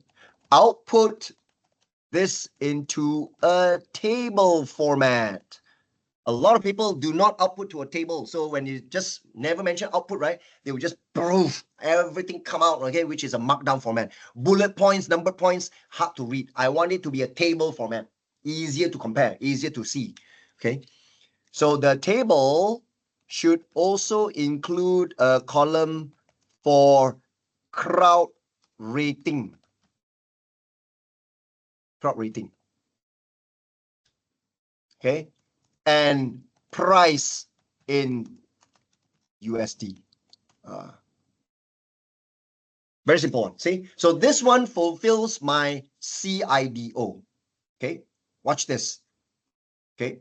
This one is already the context. I don't use blue, sorry. I use yellow better. This part, it's, oops, the context. So big. Context. Context means role, okay? In RTF, it's role. Now, even though I say CIDO, but it doesn't matter. It doesn't need to be in order. It's just like the care. Ku Yong Sheng, okay, mentioned, okay, that the CARE framework is actually part of like the trace framework. Or in this case, the trace framework, right, is just the race. RACE is just care, right? Because all the 4 letters is jumbled up. So in my case, right, I begin with details first.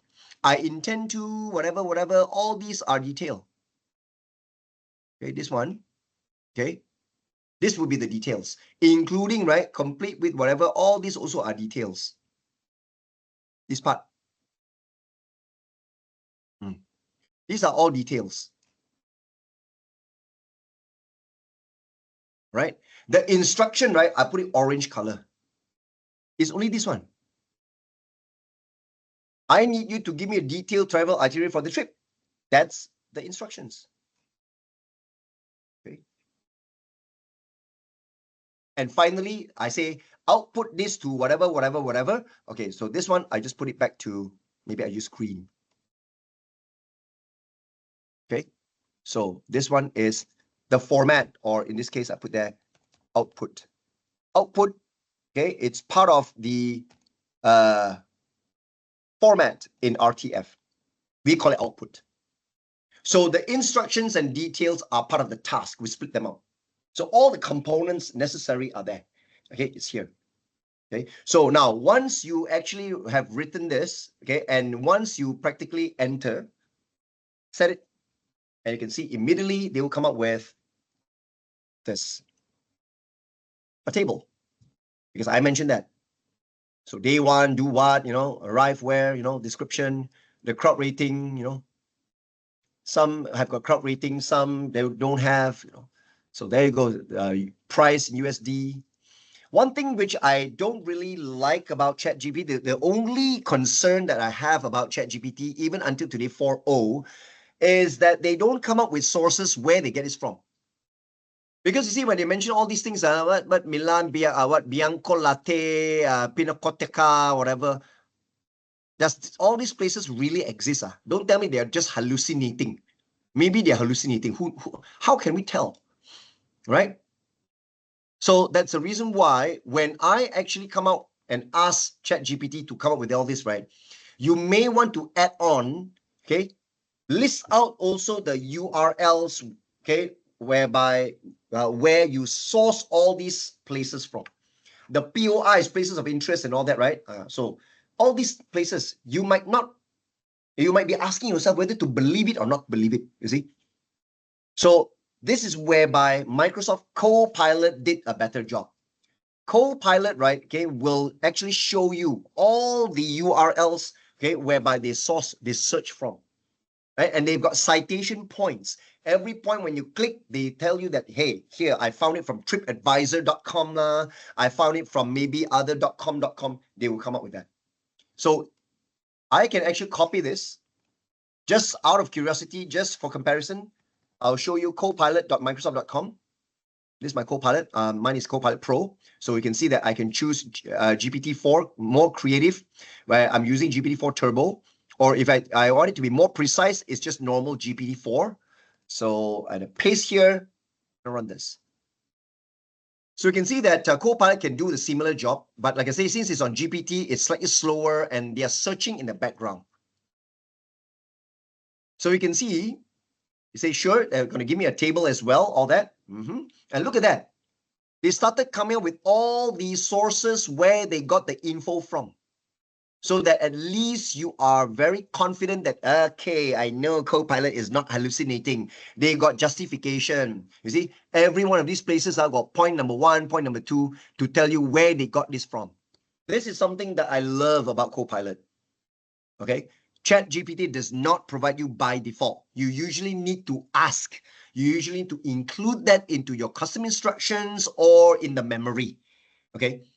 And furthermore, because you see, it's part of Bing Chat last time, so they will show you maps of Milan and also some hotels, prices and all that. You see, so this is something cool, and this experience is the same with Google Gemini. Because Google Gemini, part of Google, they've got Google Hotels and Google Flights. So you can enable that extensions. When you ask them about vacation, they will ask you that these are the suggested flights flying out of Kuala Lumpur to Milan, and these are the hotels with the rates. So these are all part of Google Gemini, and as well as this Microsoft Copilot. ChatGPT, no, they don't have that. And one thing for sure, because Microsoft, Copilot is by Microsoft, whenever you ask them to output into a table, when you see this as a table, right, you can see that all this, when you point to it, see, they are not bluffing you. All these places can be found, right? There are websites backing up this, okay, websites that they cross-check, you can cross-reference one, so they're not hallucinating, right? They're not lying to you. And whenever there's a table like this, you can see, since it's Microsoft, on the top right-hand corner, you can see an Excel file. Excel icon. You can click this button, they will export this table into Excel, right? And then you can then further do analysis in Excel. Similarly, Google Gemini, when you've got a table there, right? Google Gemini is not top right-hand corner, but bottom right-hand corner, they can say that export to Google Sheets. So because OpenAI is not a software company, so they don't have all these things. Microsoft Copilot, well, they got Microsoft Office, Excel, Word, PowerPoint. Google has their Google Workspace, right? Google Sheets, Google Docs, Google Slides, right? So that is why they can integrate their generative AI platform with their software. So it makes it so seamless. Whenever I see a table, I can edit and, analyze it in Excel. It's like integrated with Excel. So, but ChatGPT, you can't blame them. If ChatGPT, you see the table, what can you do now? You just highlight, Control C, copy, and then paste it into Excel or something like that, right? So because OpenAI is not a software company, they don't have a software, there is no integration point, okay? So even though you come up with a table, but it's just for display, for ease of display, right? But here they also tell me total estimated budget. They calculated from me, accommodations roughly how much, meals how much, and all that, and total budget, total spending is this one. My budget $10,000, but spending here $5,000 plus dollars. So yeah, okay. But like I said, that there's no way to back this up. How do I know this price is for real? How do I know this price is also for real? You see? So that's the only thing that you got to be really careful when you use ChatGPT, as well as well, Google Gemini also lah. Okay, Google Gemini, one thing for sure, they have got the fact check. So if you are doing fact check or research with Google Gemini, it's much more trustworthy. I can give Google Gemini that. I can give that to Gemini. Yeah, it can churn out better facts, okay, and it gives you much more confidence, right, compared to ChatGPT. But ChatGPT, right, if you want evidence, justification, you got to ask. They still can come up with all the URLs whereby they do searching on the internet, behind the scene, but you must tell to do so, right? So, but anyway, ChatGPT 4.0 supposed to be much more smarter and is much more trustworthy. Every LLM platform will have a certain amount of hallucination. Now, in fact, classified, okay, in the one of the benchmark, okay, for hallucination rate or hallucination probability, ChatGPT scored the highest, in terms of highest means not highest probability. Highest score means the lowest probability at 2.1%. Okay, that was the last which I've seen. That time, Google Gemini, okay, just very new. It was just transitioned over from Bard, and they score a whopping 4.9% probability. Very, very, considered very high, right? But recently, I believe with the release of Gemini 1.5 Pro, if you paid for Gemini Advanced, the hallucination probability is greatly reduced. It's much more accurate, it's much more nicer, okay? But like I say, that it's just that the quality, that it doesn't match my taste, right? In terms of the output, I've tried pasting, copy and pasting the same prompt into various platforms. I paste it into, from ChatGPT, paste it into Gemini, paste it into Copilot, paste it into Claude. I even tried Meta AI, So I still prefer, Claude and ChatGPT. Copilot, well, depends sometimes. Okay, but like I say, I still like ChatGPT in terms of creative writing. But like I said, creative writing, please make sure you mention limit prose and no fluff, or else you have all those bullshit words come out. Okay, the same thing, delve la, embark la, tapestry and all that. Okay, so tips and tricks on that. So remember that the CEDO framework, or spin up from the RTF, whenever you want to ask or prompt ChatGPT to do something, this should be a guideline. What if you miss some of this? Well, you miss some of this, you still get it. But like I said, that it's a framework is a guideline. Every one component here, right, is to guide you what is needed roughly. It doesn't matter you miss it. If let's say, for example, sometimes context don't have. Like for example, today I told you if you're using 4.0, you don't need context at all. No need anymore. For example, you straight away give instructions. I have a symptom, okay, whereby I got a rash, on my arm, and I've taken a picture and I upload a picture, and please check out that image. So immediately you don't need to say you are a medical professional or you are a doctor. Come on, when I am talking about a symptom for this rash or whatever, and I'm asking for medical prescription, can you tell me what is this? Obviously, I'm asking a medical professional. So 4.0 can load the proper persona and set the scope to it. All right. So you don't need to mention context anymore today. Now, furthermore, if you want to get ChatGPT to write an email, come on, you cannot say that you are an expert email writer, because in this world, there's no such profession. Where got expert email writer on? Everybody works in an office where I can write email, right? So there's no such job role called expert email writer. Content writer got lah. Digital content writer, yes. Copywriter, yes. Not email writer, no such thing one lah, right? So you can directly sometimes just give instructions. If there are any details, give details and then specify output. But because when you say email, you don't need output. So writing email, this task is very simple. You only give a task. Role no need, format no need. Okay, unless, right, you want the body of the email to contain a table. No. So in the task, right, which is now today, instructions and details, maybe inside the details, you give more details about what you want to construct in the email, what you want to include in the email. Maybe you want a table in the email.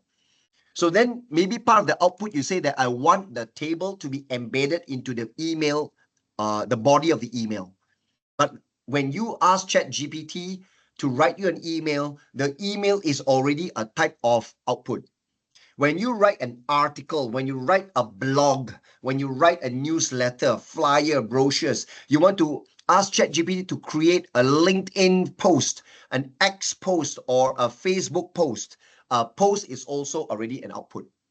All this no need to define output, right? Because the type of production, the type of publication, in this case, the type of writing, sometimes already define the output. Okay. So like I say, all these prompt engineering frameworks, which I just show you these two, right? Like Rust Chef and all that. I got no time to do all that, right? So this is good enough for the beginner for you to further explore. Like I said, okay, in summary, the more details you give to ChatGPT, the better and the more accurate and the lesser dilly-dally to and fro in a conversation. The same layman terms. If you want to get a friend of yours to help you do something, okay, please give your friend more details lah. If you never give the details and when your friend came back to you with the result and you say, then only you say, no, not like this. I want so and so and so. Your friend will be furious. And he say, why don't you tell me earlier? Luckily, you're dealing with ChatGPT. ChatGPT does not feel angry, right? So, but like I said, to avoid losing context and to avoid wasting your tokens per conversation here, right? So try to actually craft an effective prompt. Give more details. Think of more ways that you want to prompt. Okay. Include everything into one prompt so you don't need to go back and forth, dilly-dally, right? So that's actually the essence or the fundamentals of a good prompt. All right. Okay, let us now proceed. Okay, resume. So I have actually copied and pasted the earlier prompt. Okay, that's just a sample prompt on how I fulfill my simple prompt engineering framework, which is CIDO. Stands for context, instructions, details, and output. This is actually a spin-off from role task format lah. Okay, this is the simplest of all. There are many others which I detailed earlier, right? So part and parcel, I'm going to share, okay, throughout this, okay, in the remaining session right up until 1 p.m. when we finish this. Of course, I want to show you more features of what ChatGPT can do today, especially with 4.0.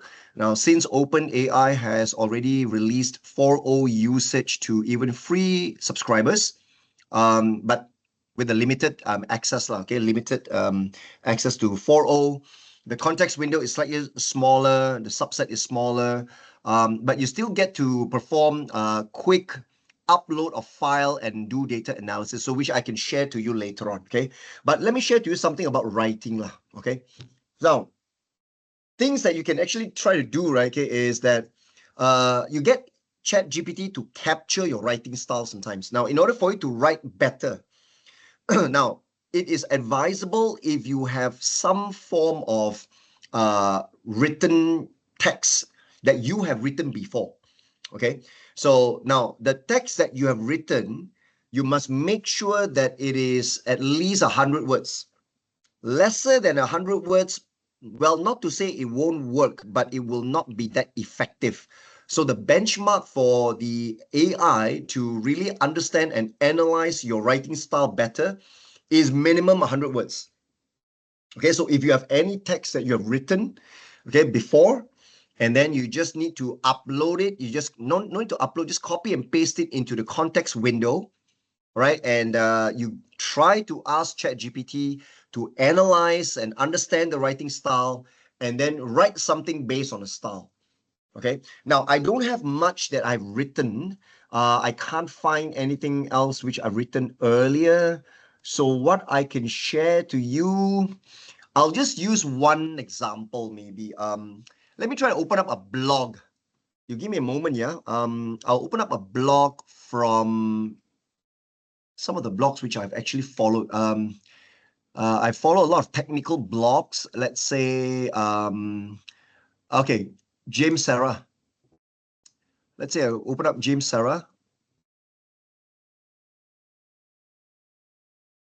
So this guy written quite a lot of things here. Let's say introduction to OpenAI and LLMs. Okay, so there is a blog that this writer by the name James Sarah written. As you can see, maybe in this case, right, what I want to do, right, is I'm going to copy this bunch of text. Because as you can see, this guy, right, written in his first person way. First, I want to explain layman's whatever, say what are the best cities. So it has no fluff in there. This is really written by a person. He did not use AI, right? Because it is an active, he writes, he has written this in an active voice. Okay, so I copy this, okay? Then I return to my ChatGPT, right? Okay, now let me share to you how should I get ChatGPT to analyze that text, and then later on remember that writing style and write something using that style. Okay, now watch this, guys. I'm gonna write like something like this. Analyze the text below for style, comma, the voice, tone, style, and tone of voice. Okay, using NLP. There you go. NLP, it stands for natural language processing. I know out there in the market, NLP never started with this. NLP stands for neuro linguistic, something like that. Okay, neuro linguistic professional, neuro linguistic professional or processing. But in IT, in the world of AI, what makes our generative AI work today, because they have NLP, which stands for natural language processing. They understands our human natural language, no matter what, English or Bahasa Malaysia or whatever. So you guys know that ChatGPT is multilingual, right? I train the government sector, the public sector as well, government agencies and all that. I train ChatGPT in full Malay, right? I even teach people how to actually prompt in Malay. So the CIDO, all these frameworks, right, can be also used the same way, but it's just that the language that I write is in BM, Bahasa Malaysia, okay? So it can be written in Chinese, Japanese, Korean, Spanish, French, German, Italian, whatever.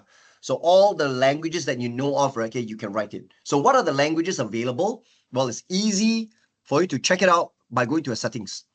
In the settings, right, you can see language by default auto detect.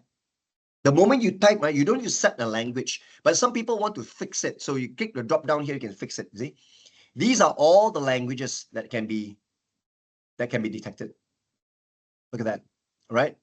So some of this Hindi, Indonesian, Japanese, right? And then you've got like Korean, you've got Tamil and whatever lah. So it's all here. See, most of the internationally acknowledged languages, written languages, are supported. So, but by default, it's always auto detect. I never change this. So would you? Don't change that. The moment you write it, it will auto detect what language, and they can reply to you in that language. But right now, I'm connecting this in English. Okay, I've connected one session before that. I think it was a month ago where I did the first webinar, ChatGPT, for the public sector, and connected in full Malay. Right. But anyway, I say using NLP. Okay, so what I'm going to do, using NLP, create a prompt. You see what the power of this prompt, right, is I asked ChatGPT to create your own prompt. After analyzing the text, I'm going to copy and paste below later on. I asked ChatGPT to create your own good prompt, perfect prompt, to write an entirely new article in the same style, same voice, same tone, all that. Okay, so I say create a prompt to write a new article, but about what? Let's say about the future of EVs, right? In the same style and tone of voice. Full stop. Okay, so this is where Shift Enter, I do a line break here and I paste the entire copied bunch of text just now. And the text that you copy and pasted just now, right? Okay, so let me just Shift Enter one more line break here. And this one, I have to enclose it with double quotes.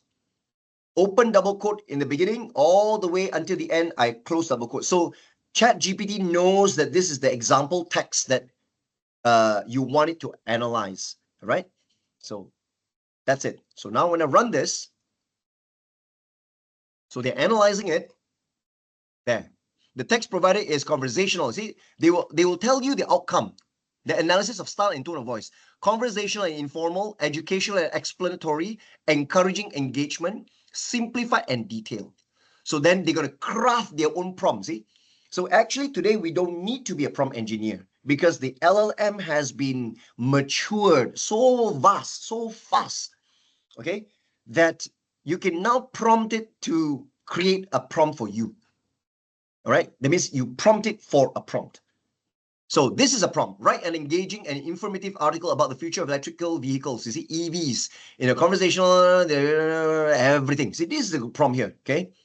So then what are you going to do? Are you going to copy this prompt and execute? No. Just say, now execute your generated prompt, please. That's it. This is what, based on they themselves created their own prompt, okay, itself, okay, its own prompt, and it executes a prompt and writes it. Look at that. Absolutely fantastic. Okay. Let me detect. See, again, no delve, but then let's dive into. Again, another word, dive, delve. Again, if I copy all these texts, right, I subject it to AI detection, right, it will fail. It will say 90 plus to 100% is AI detected. Confirm one. Even though I say no fluff or whatever, it's not perfect, yeah, guys, it's not perfect. So can you see, I never do anything.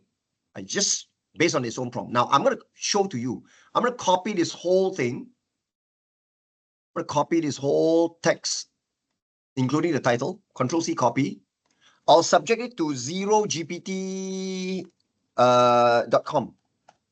0GPT.com is an AI detector tool.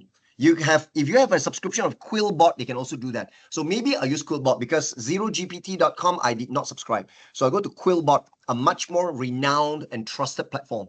This is where you do paraphrasing and all that. So I'm a Quillbot premium subscriber. I also subscribe to this thing, and they've got an AI detector. So I go and paste the text. Okay. And then I click analyze text. Watch this 100%. Can you see? They highlight every single word are all AI generated. Look at that. Okay. So this is it. So whatever generated is, you can easily detect it. All right. Now, AI detectors, okay, for the education sector, the academic sector, there is one private, exclusively accessible only by universities around the world. It's created, right, only for people with the .edu email address to be able to log in. But of course, you must subscribe first lah, but only with using an email address with the .edu or .edu.my, whatever lah. So recently, OpenAI also announced a new subscription, right? A new model called ChatGPT for EDU, for education. Because why? They know that Gemini is very popular in universities, in the academic arena. So ChatGPT also want to cross into that, you see. So that is why they came out with ChatGPT for EDU, solely for the education sector, solely to do research, to do academic writing and all that. And also, okay, what they claim is that the writing output by the ChatGPT for EDU will reduce the risk of being AI detected. At least not 0%, but not 100% AI generated. So now, usually what I'm going to do here, right, is I'm going to use the same paraphraser provided by Quillbot. I paste the entire thing here. I'm going to paraphrase it. This setting is good. I'm going to paraphrase it to change it to, let's say, not creative. I want to change it to natural, right? So they're paraphrasing it. Once everything paraphrased, okay, then I'm going to copy the whole paraphrase text. I return to the AI detector and paste the new paraphrase text, and let's analyze. Can you see that? Now it's 0% likely AI generated, the analysis, human written. This is actually a trick which I taught also in my class sometimes. I'm not telling you that it will always be 0%. So let me subject it also to 0gpt.com. Paste again just now my paraphrase text. I click detect text. So here it's actually much more, see, 0%. The text is human written. So actually what I did, right, is that I just do an article, AI generated, completely AI generated. Originally, I've proven to you is 100% AI written. But after I paraphrase it using the natural configuration, but in real world, after paraphrase, please check also lah, right? But I just, well, for demo purposes, I don't have the time. I just copy the existing paraphrase text, paste it for analysis and detection again. You see, I got 0%. This is the best result I've ever gotten. Sometimes I don't get 0%. Sometimes I get maybe like 20+%, 16%. The best result so far I get is 8% AI written. So the overall is, it says human written. Only detected 8% is AI written. But this one, right? Oh my God, the best result I've ever gotten, 0%. Both platforms, 0gpt.com and Quillbot itself. So you can see this is actually one trick. Okay, if you have an article written by generative AI, okay, you subject to any AI detector, right? Okay, they will detect 100%. Now, let me show you again. If I copy bulat again, this text direct from ChatGPT. Now, paste it here again if you're not satisfied.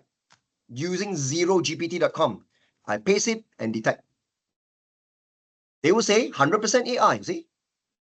But if I copy this fella, back from my paraphraser just now, this one, again, just to prove to you, copy again, replace here, detect again, 0%, see? So this is one trick. Again, disclaimer, yeah, don't send someone to kill me, okay, if you don't get 0%. It's not always you'll get 0%. Sometimes you get very low percentage, but at least, right, it's not 100% or 90 plus to 100%. Even though the percentage here, right, okay, it's how many percent? Sometimes 16%, 17%, but the whole verdict is here. Sometimes if you get, let's say, around 50 plus 60% AI written, they will say moderately AI written with a mixture of human writing. They will have that, especially in Quillbot. In Quillbot AI detector, they will show you this part. Let me zoom in. AI generated 100%. AI generated and paraphrase. Human written and paraphrase. Human written. Can you see the irony for this? The text that I passed in for detection, right, has been paraphrased by Quillbot itself, but yet it did not detect any percentage of being AI generated and somewhat paraphrased before. They never detect that. Why? Because I choose the natural configuration. Now watch this again. If I go to the paraphrase, I change to, let's say, creative mode. This is the creative mode now. Still paraphrasing. Okay, done. This is the creative mode writing, paraphrased. Copy this mode, switch to AI detector, replace the text with the creative mode paraphraser, analyze now. Look at that. You need to know when you paraphrase what configuration to paraphrase. So you can see that 70% of text is likely AI generated. See, 8% AI generated, very little, but can you see they detected paraphrase? 62%. Only 30% human written. So the final verdict is 70% likely AI generated. See that? So when you use paraphraser tools like Quillbot like this, right, there are many configurations. I always go for natural. Natural means human-like. No need to go for, if you can, you go for standard or fluency lah. Fluency means clarity. Even fluency should be okay. Let's say I choose fluency. So I always play around with every configuration. Now, but if you are a Quillbot free user, you don't get so many configurations. I'm a premium user, so that is why I got all the configurations. So now I can copy this. I go to AI detector. Okay, I paste this over, analyze again. See? Even fluency, right? Because it's too clear, they will be even increased, more likely to be AI generated. So still the best configuration, I've tested all. You want academic writing or whatever. Sometimes academic can be too fluffy as well. So again, it might be AI written, AI or paraphrase. But like I said, natural is the best. I click natural, they paraphrase it, copy this, go to the AI detector, paste over it, analyze again, 0%. Watch this. So guys, I recommend you all, okay, to do all these multi-layer. Sometimes I paraphrase and paraphrase further, right? But usually one paraphrase. There are so many paraphraser tools out there, but I've tested them all. I've subscribed to many paraphrases. The rest I cancel subscription. I left only this Quillbot. Quillbot, I've subscribed to this, okay, for a good at least 2-3 years. I never quit. Okay, the paraphraser here is the best with the most easiest to configure, and the configuration is very, very straightforward. And to avoid AI detection, I use natural paraphrasing, and you can see their own detection and zero GPT. Again, last thing, I never show you again. If I choose, let's say just now, what was it? Fluency, right? Fluency. So Fluency paraphrased, copy. Now I use zerogpt.com, another detector. Paste again. This is using Fluency configuration, detect. Fluency will give you also 89.79% AI generated. Look at that. They will highlight which part of text seems to sound like AI generated. Look at that. So, like I said, natural configuration under the Quillbot, it's the best out there. I've tried so many other paraphrases. Nothing can beat Quillbot. Quillbot is I recommend it lah. I don't say the whole world most recommended, but at least I recommend lah, because I've been using it for a good 2-3 years already. Okay. All right, so haven't you guys learned something here? All right, how do you get the best writing and all that? Sometimes AI generated, never mind. Use a paraphraser, copy the text, pass into a paraphraser. In this case, I use Quillbot Premium. Okay, I choose the natural configuration. Other configuration, I don't bother. I go to natural, right? Paraphrase it, all right, review the text, make sure it sounds correct, then only you copy. And if you test it in with your own AI detector, confirm very low percentage. Like I said, today it's a surprise that I get the best result so far. Totally zero AI element in there. Everything human written. Okay, this is fascinating. Okay. So what do you guys think about this? Give a thumbs up, okay, if you feel that this is good stuff, right? Give a clap or whatever it is. Okay, thank you so much. All right, cool. Right, so this is the trick on how to do effective writing, because I also train academic. I've got a few universities. I don't train students lah. I train academicians, professors, and all that. I even train Singapore, right?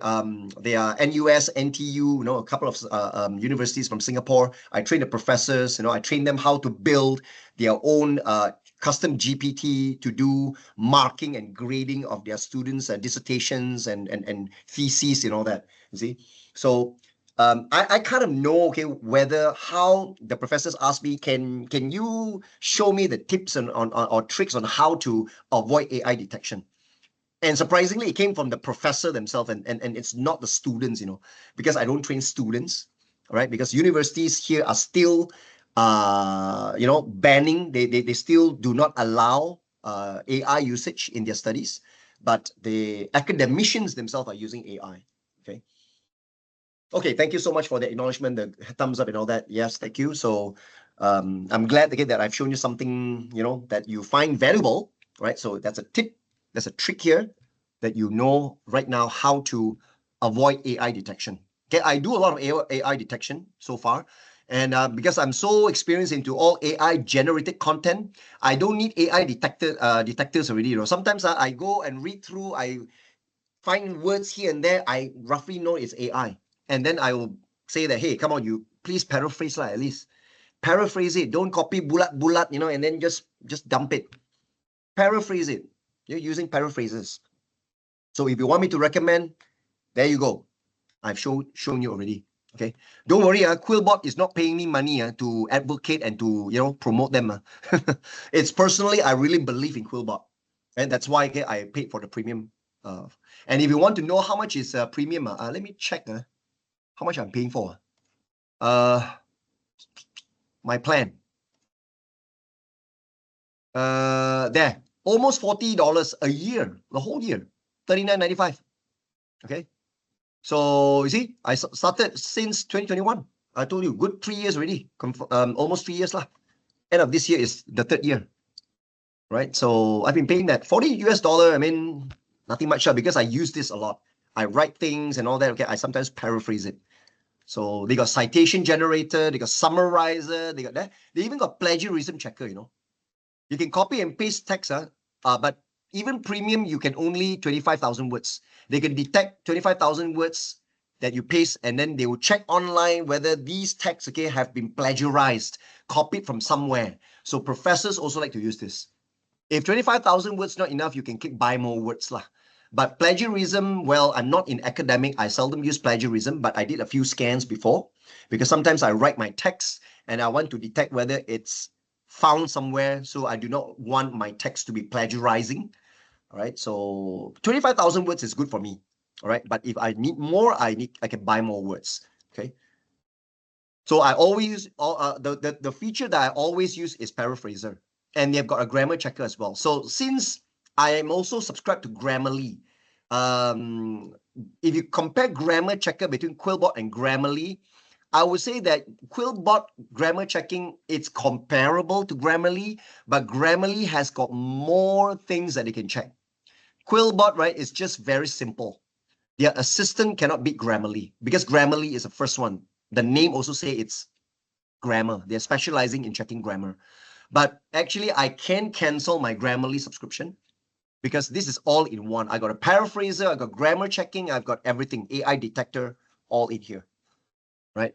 But anyway, I did not cancel my Grammarly. I'm still paying for it. Okay, any questions so far, guys? Any example? Yeah, I know I use Grammarly. Yes, a lot of people use Grammarly for grammar checking. I still do. My Quillbot, I don't use it for grammar checking. I only use it to paraphrase, AI detection, summarizing, all that. Any example to use ChatGPT to do news search and then do sentiment analyze and finally create chart? Okay. Yep. You can do that as well. Okay, but like I said, to read news and summarizing news today, I use Copilot. The Copilot is the best. You know why? Because if you realize also, I'm not using Chrome. I use my Chrome here to show you my free account. Okay, but actually I always use Microsoft Edge. Why? Because Microsoft Edge has built-in Copilot, the panel at the side. See, I point to it, my Copilot comes out. So what this Copilot does, right, is beautiful. Let me show you since Yongsheng, you asked me this. This Copilot panel, right? A lot of people find that I don't know how to use this lah. Why would I want a panel built into the edge here when I can open a tab and go to copilot.microsoft.com? I can see the bigger screen, the whole page is here, ma. Then why would I embed this here? You embed it here, right? Because watch this. I go to the star.com.my, but my Copilot is here. When you're browsing Copilot website, you cannot see other website. So the panel here, right, is to properly monitor what website you're browsing. So for example, here, when I click on this one, this news, watch this. Okay. Once I'm reading this news, I can say generate the page summary or suggest what questions I can ask about this page. So I can click generate page summary. And you can see Copilot reads the current page and they would read the news for you and output into point form. What are the highlights of the news? So if it's TLDR, too long, you don't bother to read. There you go. Okay. So you can use Copilot to do a summary for this. Okay. As you can see here, political challenges, Anwar addresses this, whatever. Where is this? When I click on it, they bring you to this text, which sounded like this. Where did he mention this? I click on it. Okay. They will bring you to, where is it? I think it's the same screen. Okay. So yeah, Copilot is actually good for this, and one thing for sure, which I like also about Copilot, watch this. Let me create a new topic. Still, it says generate page summary. This Copilot suggested prompts or tasks that it can do. It's dynamic. Okay. It's actually, right, okay, seriously, quite dynamic in the sense that, hang on for a second. Okay. Let me kind of like, do something here. Hang on. I'm trying to go to a screen. Let me set up something on my other screen. Okay, now this is generate page summary right now. What if, let's say now I go to youtube.com. When I'm browsing YouTube, let's say I want to see there. I want to look for a video. Wow, this video is music. Bill Gates reveals superhuman. This one 1 hour, almost 1 hour. Bill Gates talking about something. I go and watch this video. Okay, now watch this. I pause it first. Can you see now it changes to generate video highlights? Okay, it can do that. It's not just summarizing using news. If you're watching a video, right, I don't bother to read, watch the video 1 hour, too long. I click generate video highlights. Guys, watch this. That's the use of Copilot here in Edge. So when they generate video highlights, you see, So they'll split the video into parts. They will summarize for you what it's all about, so you don't need to watch them long. And then they will also show you the highlights. Which minute Bill Gates talk about what, which minute talk about this, which minute about that. So they're generating everything. Okay. So they will tell you, okay, which topic. They break down the whole video into different topics. This is the only part, okay, which I know the usage of the Copilot panel here, right? So yeah, very long lah. And what's more important, right, is this. Oh, AI's role in global development. Minute number 10. When I click this guy, they jump directly to that part. Okay, you see again, I click this part, they jump here. Future of AI and metacognition, minute number 14. I click here, they jump to that part. I click this, they jump to that part. See that? Even Gemini does not able to do this. Because Gemini is just a website. They don't have a panel. Okay, my Google Chrome is the latest update, you know. And I still don't see the embedding of Gemini into part of their browser. The only thing you can do now, right, is you put an @ sign and you can see @Gemini. When you put @Gemini, you mention Gemini, and then you can type your prompt directly in the address bar and they bring you to Gemini. That's the only latest update to Google Chrome. But they never embed the panel of Gemini in there. Okay, and you have to go to Gemini, right, okay, to do the analysis. For example, right now, I come to here. I have to click share and copy this YouTube link here. All right. Then switch over to my @Gemini here. Okay. I paste the YouTube link here and space. I say generate video highlights. Okay. Enter. Now they bring me to Google Gemini. Okay. And you can see they use the YouTube extension part of Gemini to generate and watch this video and come up with the highlights. Query unsuccessful. I need to regenerate. Let me try again. Regenerate draft. I think I cannot use the address bar. Yeah, because you know why? Because it's split into like this. So let me edit the text. This part here, I shift enter. Then should work. I update now. Because when you put it into one line with a space, they don't know. They don't understand. Now it does. Huh? Just now it was generating. Something's wrong. Regenerate. Gemini might be... Don't tell me Gemini's service is a bit interrupted. Are there? Can you see that it says Bill Gates was talking and then something, then it goes off?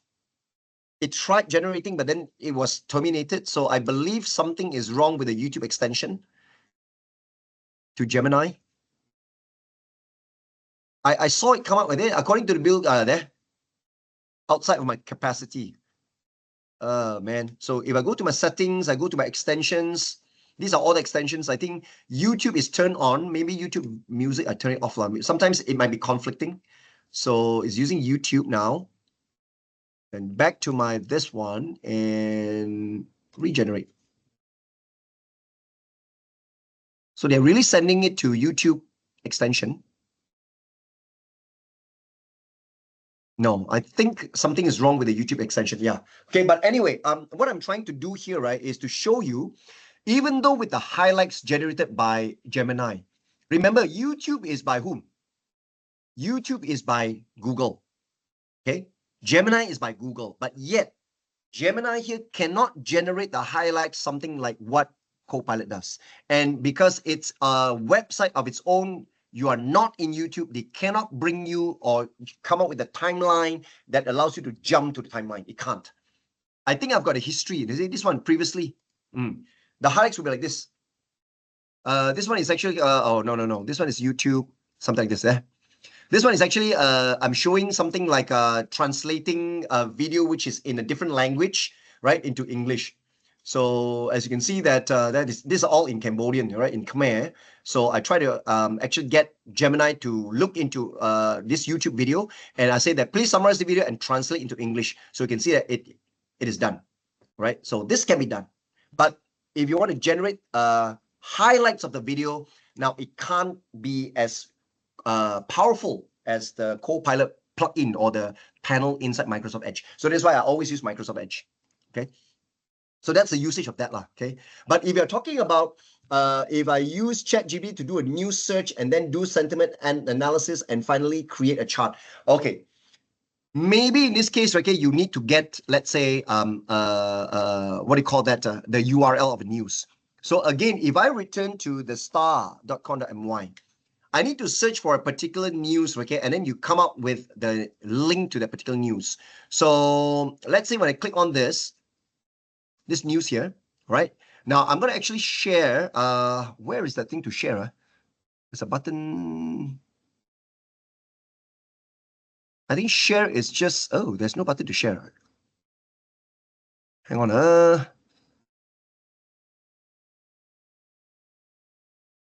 Anyone knows how to share a link? Or maybe it's just copying the whole URL. Okay, just copy the whole URL here. I return to ChatGPT. This is 4.0. Okay. Again, I'm going to create a new chat using 4.0. I paste this news URL here. Shift Enter. And I'm going to write something like this. Okay. Read the news found on the URL above. Okay. And analyze the sentiment of the news. Okay.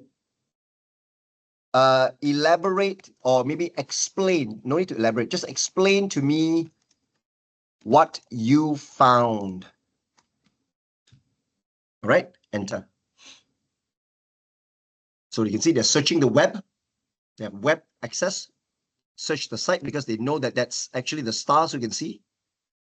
So we can see that the news article discusses blah, blah, blah, all that. You can read the full article here. And then they mention about the sentiment of the articles is neutral, presenting both the MMA's concerns and all that. So it's just that, right? But if you want to draw a chart, most of the time, okay, is that you will need to have maybe a comparison. A chart can only be drawn if, let's say, you got multiple sentiments.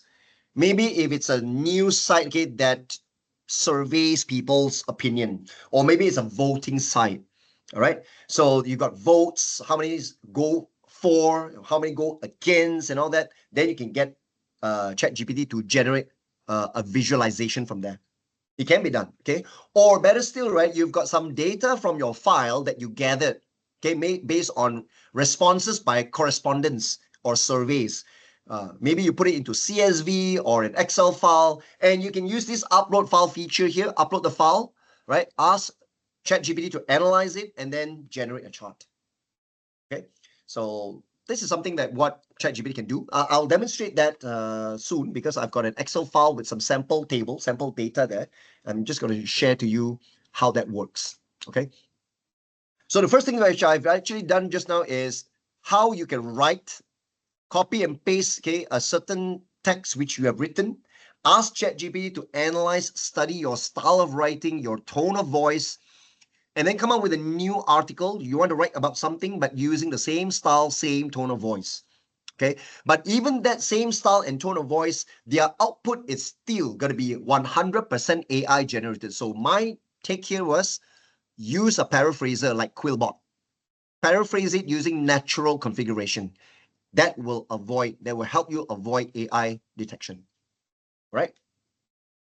Next one. You can get ChatGPT to generate content with a specific goal in mind. Now, most of the time, this is also something to do with your prompt engineering. Now, let me go and open up another new, this one, delete off first. In the new chat here, let me kind of share to you this. Okay, let's say you write something like this, you mention topic :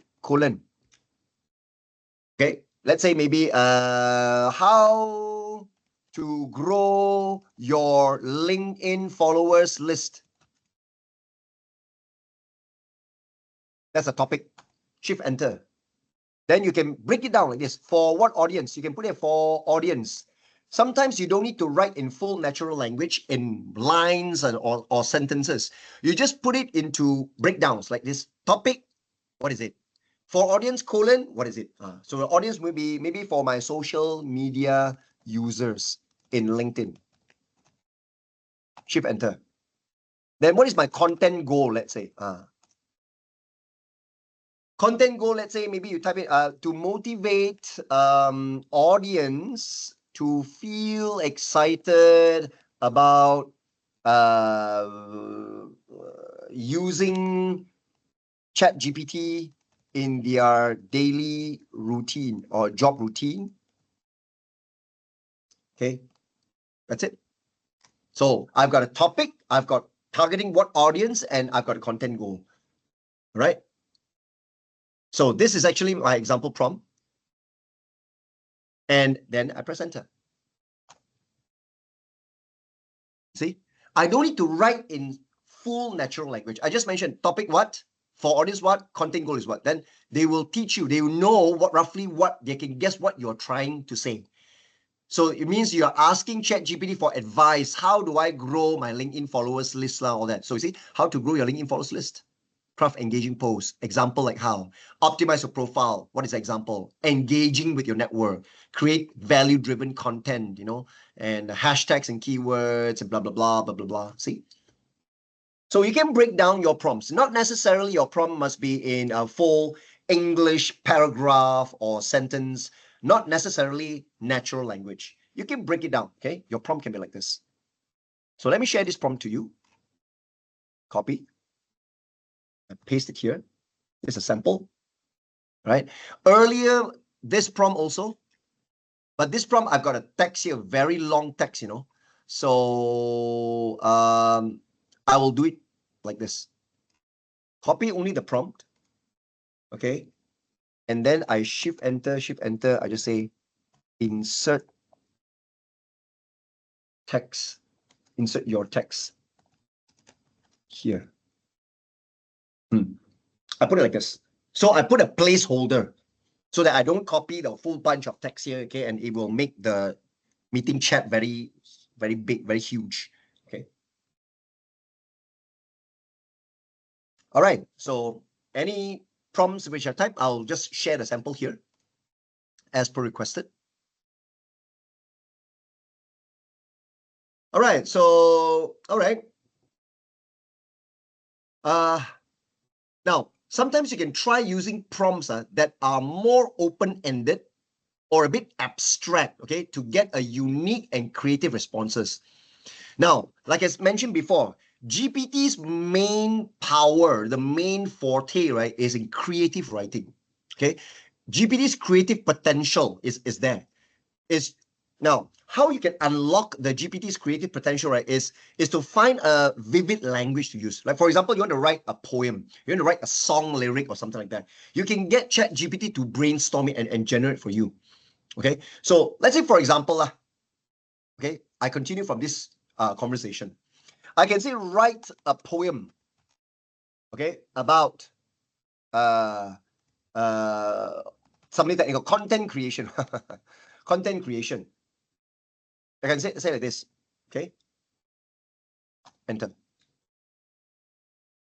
So you see, that's a poem. The art of content creation. Very fast. So it's about technology, digital content creation, but then it put it into a poem. This one, maybe I don't need to share because this is nothing to do with work anyway, right? Another one, maybe it's like describe. You can use words like this. Describe feeling like a digital marketer in 10 adjectives or something like this. I want to get ChatGPT, right, to explain to me all the 10 adjectives, right? How does it feel like to be like a digital marketer? Give me 10 adjectives. Is it beautiful? Is it what? Adjectives lah. So I press enter. So the feeling of being a digital marketer can be described in innovative, okay? Innovative, strategic, dynamic, analytical, creative, ambitious, adaptable, driven, insightful, energetic. See? If 10 is not enough, right, you can say, give me 10 more. So it's going to give me another 10 more. Okay. So this is actually how you tap into 4O's creative writing. Sometimes if you're writing something artistic or something, like I say, creative on the creative side, yeah, GPT-4o, it's the thing to be, right? Now, of course, another one that you can do it, right, okay, is to do ultra brainstorming. Okay, ultra brainstorming is that you can ask ChatGPT to give you a list of potential topic ideas for your next project. maybe sometimes you ran out of ideas. You know, brainstorming is about you want someone to help you find ideas, discover. So let me give you this. Now, this prompt, I'm going to copy and paste for you, okay? Topic, again, I use this way, topic colon. Maybe I say the topic will be improving copywriting skills. Copywriting skills. Okay? Then I say, for the above, now here I write a sentence. For the above topic, comma, come up with maybe 3 new. You must mention a limit. Don't just say come up with new innovative ideas. Then God knows they will give you how many? 10, 15, 20? I just need 3. I want to choose from 3. So I just say come up with 3 new and innovative ideas that are out of the box and unconventional. Wow, I want something unconventional. Out of the box and unconventional. Nothing orthodox. I want it to be unorthodox. So enter. So number 1, copywriting escape rooms. Wow, you see, this is an idea. What you can do. Create a virtual escape room experience focused on copywriting challenges. See? So participants will solve puzzles and complete tasks and all that. How to implement it? They'll give you implementation steps. Develop a storyline, incorporate interactive elements, and offer a mixture of maybe group-based or mix of solo. Or copywriting improv nights. Okay? Or copywriting meditation retreats. These are top 3, you see? 1, 2, 3. So ideas on what you can do to improve copywriting skills. It's something like soft skills training to improve copywriting. They are all ideas from there. Okay, so again, I copy this and share to you all in the meeting chat.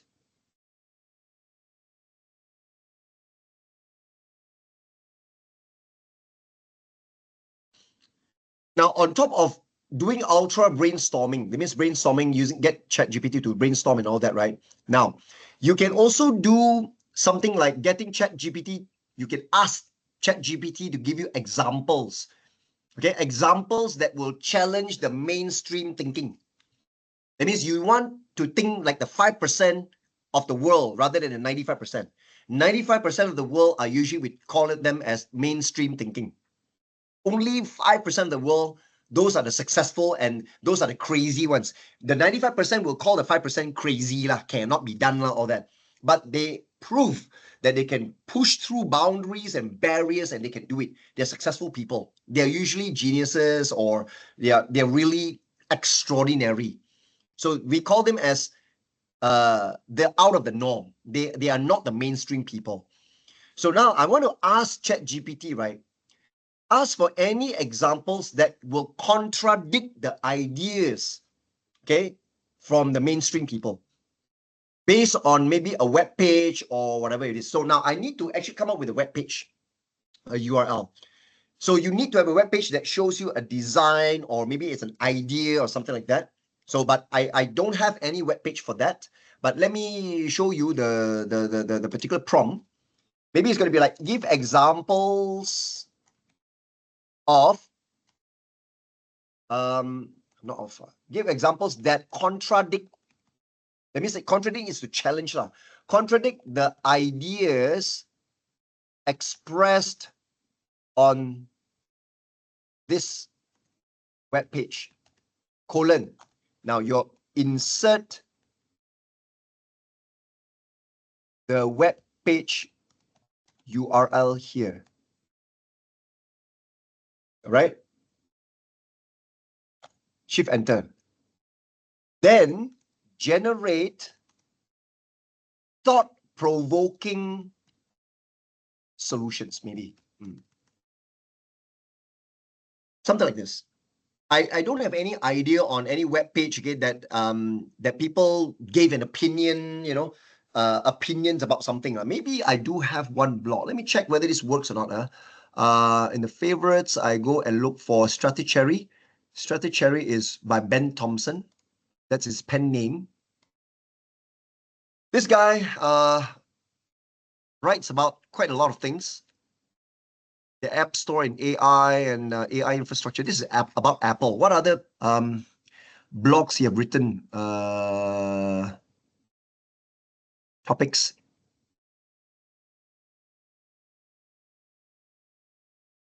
Disruption theory. Okay, let's go for disruption theory. An interview with this computer, interviews with an interview, or all interviews. No. I need something that he penned about his own opinions.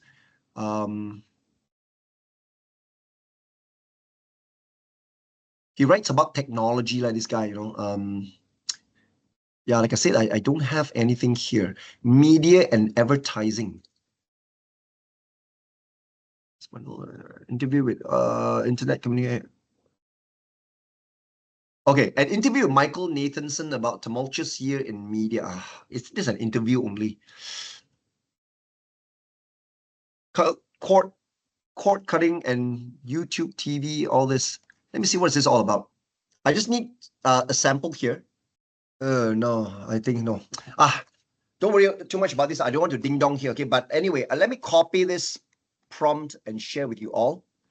I can't actually execute this, but what you need, right, okay, is that the URL to the web page, whereby the web page must be a blog or an article written by someone who says something, who gives his opinion about something, about a topic. Okay, and then in the particular opinion that he wrote, in the opinion piece that the person wrote, he must be debating about something. He must be giving his peace of mind about something. And you want ChatGPT to analyze what he's talking about. And you want ChatGPT to come up with an example or ideas, right, that is the opposite of what the guy is saying. Okay, and you can actually counterattack that. Okay, so that's actually how to contradict. And then finally, right, you want ChatGPT to come up with some thought-provoking solutions that will solve what the person is debating and what the person has been writing about in his blog. Something like that lah. Okay, so that's the only thing, right? And of course, if you're talking about sharing prompts to predictive works examples, now again, I tried this before. In fact, let me tell you one thing. I got this in one of my exam questions for my prompt engineering exam, Seriously, let me tell you this is my real nut-busting experience. One of my questions, okay, during the prompt engineering, they test me how to write the prompt for that. They gave me two stock ticker. One is actually called MPC. The other one is actually SMCI. Right now, what's interesting, right, is that these two are real stocks on the NASDAQ. Right, and they asked us, okay, to write a prompt that will actually get ChatGPT to connect to the internet, because that time we are using GPT-4, right? So we must have ChatGPT Plus and all that. So then we get our prompt to get ChatGPT analyze these two stocks, compare the stocks, output its opinion, which one is a good buy, which is a good sell. If it's a good buy, right, for how long? Is it short-term holding, mid-term, long-term, all that? And they're going to do a prediction. You know what? That time when I found out SMC, I forgot how much was that. It was only in 2-digit US dollar per stock. Okay. And according to ChatGPT, right, based on the history, it has already been found, okay, to leap, okay, around 150 times. And according to the trend, right, it is going to be also going uptrend further. It's going to be a good buy, exceptionally good buy, right? Not goodbye as in bye-bye, no. Good, G-O-O-D-B-U-Y, not B-Y-E. It's a good stock to buy and hold. I didn't think much about it, So 6 months later, when I was conducting a class and all that, I showed the example. And when I went into SMCI, sorry for my language, but I got to say, holy shit, True to ChatGPT's prediction, it went up all the way to 100 over US dollar. If I could have actually gotten serious about it and I bought it, right, I seriously can be maybe at least not a millionaire also. I'm bloody rich lah. All right. Let me show you to prove to you okay, I go to finance.yahoo.com because I'm a stock buyer. Okay, I invest in stocks. Nowadays, with the Russian and Ukraine war and this and that, with World War III looming this and that, Nobody want to invest in stock. Stock is not something good. So I've got many stocks which are still hanging, right? But anyhow, let me do a search for you. SMCI is super microcomputer, microconductor or something like that. Microcomputer, SMCI. Then Super Microcomputer Incorporated. Look at this. Look at the price, brothers and sisters. Look at that. 800 over dollars. It has grown how many fold? I remember last year, I took my exam, right? Somewhere around April, last year, April or May. I got certified around June. And I can't see the chart here. Let's say it's a YTD. Look at that. Look at this. See that? It was around here, 200 plus and all that. Okay, look at the chart. Spike up all the way here. It went to thousands, Can you see how many folds are? Can you see YTD? How many percent? 185.778%. This is SM. I got this as my exam question, ladies and gentlemen. Another one is the Marathon Petroleum. I remember MPC. The Marathon Petroleum Corporation. Again, another one. This is not really a good hole or whatever it is. Okay, but you see, it also spikes. Okay, this is only for, somewhere around, this is this year. They only show this year, all right? But I remember that it was way all the way last year. Let's say one year here. This is only, let's say, for example, there, somewhere around here. There, this is way back in July, somewhere around there. See, 100 plus.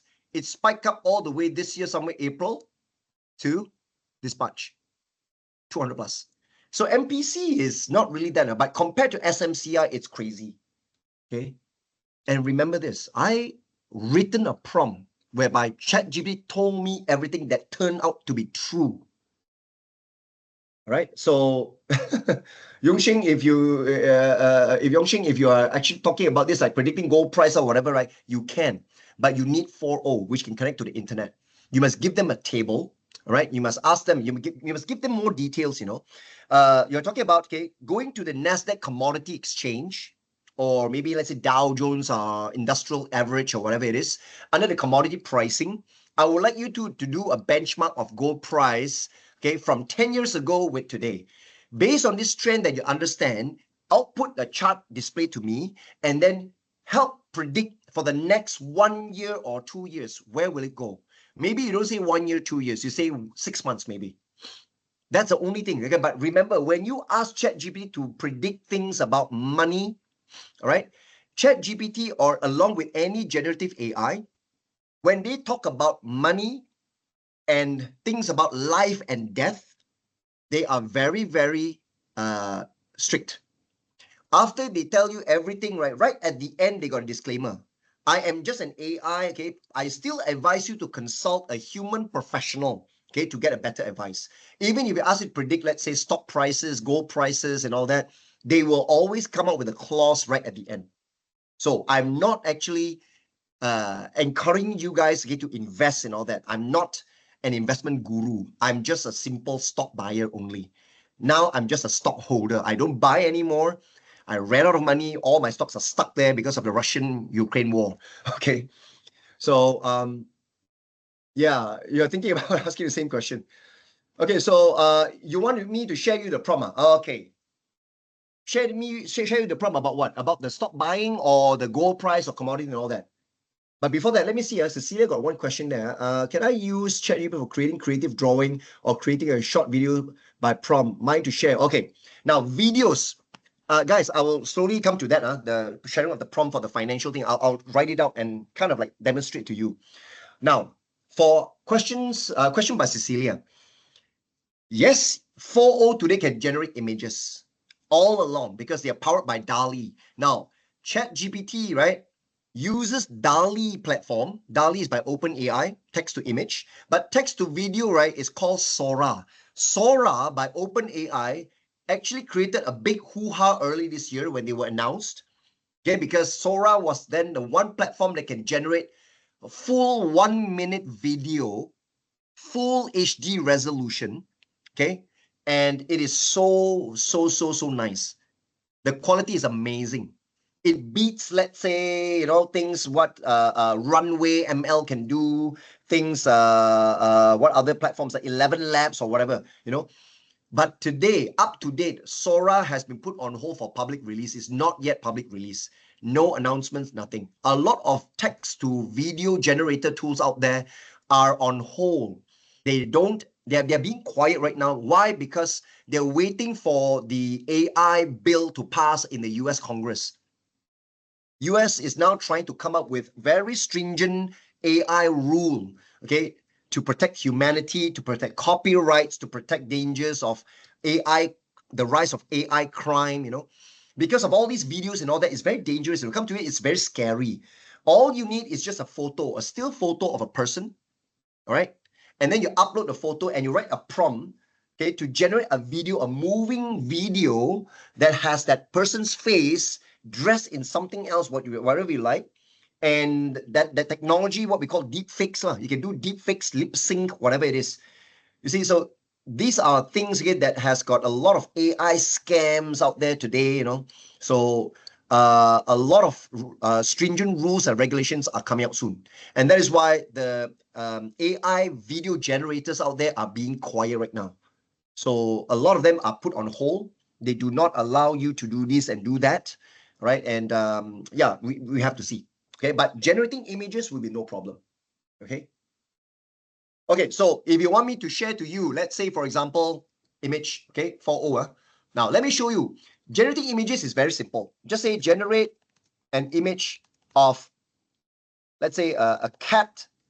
I always beginning by like this, a cat in a hat holding a bat standing on a mat. Okay. So they're going to generate an image. Now, when I started with DALL-E 3 last time, when they able to generate an image grid of 4 pictures. Right? Then the load cannot take it. They generate down to 2. They reduce to 2. Now they only generate 1. So here's an image of a cat in a hat holding a bat standing on a mat. So you see, they are very, very being kiasu, The bat, right? They thought that whether it's an animal or the baseball bat. So they created a bat, right? Okay, which is at the end of the baseball bat. Both also are bat. Okay. So yeah, you can generate text, images like this. No problem at all. Okay. And of course, another thing that a lot of people will never even think that it can happen. Let me share to you something which I've done also. Okay, let me share you this JPEG file. Hang on, Can you guys see this? Where's the JPEG file? Here. This is actually a sketch, okay, scribbled by my son, okay, quite a number of years back on an iPad using his Apple Pencil. Scribble iPad. I save it as a JPEG. Okay, it's a sketch, simple, using his, that time I think he's only like a few years old, right? So now I save this as a JPG file. Now watch this, guys. I will now upload that sketch, okay, onto ChatGPT. After I uploaded the file, I can drag and drop, or you can click the paperclip, same thing. I'll say now, generate a photographic quality image, okay, of the sketch above. That's it. So this proves ChatGPT 4.0 its vision capability. They can read the image, and then based on your prompt, what you wanted, let's see. Wait and see. There you go. See, somehow or other, right, there are times they can generate 2. Most of the time they generate 1. This is the first time out of so long, right, they generated 2 choices for me. Can you see that? All right. This is the first time, I never seen that they can generate 2. I thought that the capacity of generating 2 images was lost. It used to be 4 images. Copilot can do 4, still 4. Okay. Copilot free can do that. Okay. Today here in ChatGPT, if you are a free subscriber, your 4.0 can generate only 1 image and then wait. You cannot generate anymore. You have to wait another 5 hours. That's how they entice you to pay for ChatGPT Plus lah. So you can see that, all right? Based on that scribble, like this. I've got another sketch. Again, I asked my son to do it. He scribbled this. Okay, a stick man like this, holding hands maybe, apparently. flowers, trees, mountains with a sun and a house, right? Okay. I also drag and drop that sketch here. Do the same. Enter. I say do the same. No need to instruct. Just say do the same because it's a continuous conversation.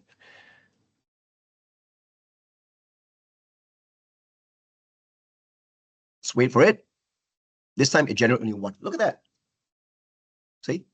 And today, right, okay, you've got this for 4.0, okay, whichever. Now, this is the first time I see two, right? So you can choose which one you like, okay? Let's say, for example, this one, I click on this, is only one. Today, you can actually go and click this guy to select. I lower down my brush, I can select, for example, I want to remove the man and woman. You see, they're really holding hands, you know. I can select like this. They are copying Adobe Photoshop, or sorry, not Photoshop, Adobe Firefly, where I can do generative removal. So based on the selection here, right, I write it there. Okay, so let's say, help me remove the man and woman.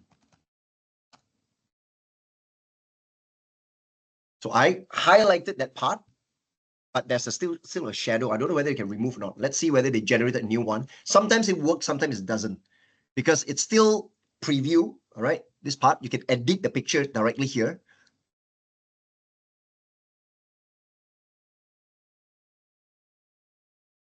So, no. You see, when I say help me remove the man and woman, right, it's updated. They're no longer holding hands, that's all. But it's still there, you see. So it like I say, it doesn't work sometimes, you know. So what about this guy? I've got a small dog there. Select this. Okay. Remove it. I just say remove it lah. Because whatever you selected, right, it says the selection, they can detect that selection and I say remove it. So far, removing things, right, I've tried it for a few times already and it doesn't work, you know. Apparently, removal is not applicable, but you can instruct it to change color, you know, that area, you change a color to this color, you know, maybe you can do that. But removing things is a bit hard for ChatGPT now. Ooh, nice. This one can finally remove. Yeah, look at that. Here's the image with the man and woman removed. No, I didn't say man and woman. Just now there's a dog here. Remember, you see, this was the dog one earlier. Now the new one, the dog's gone. Okay, first time ever I see a simple image there you can remove. But just now the man and woman, I think I should not say man and woman. I just say remove it. I think the remove it is it's a one. So let me try one more last time.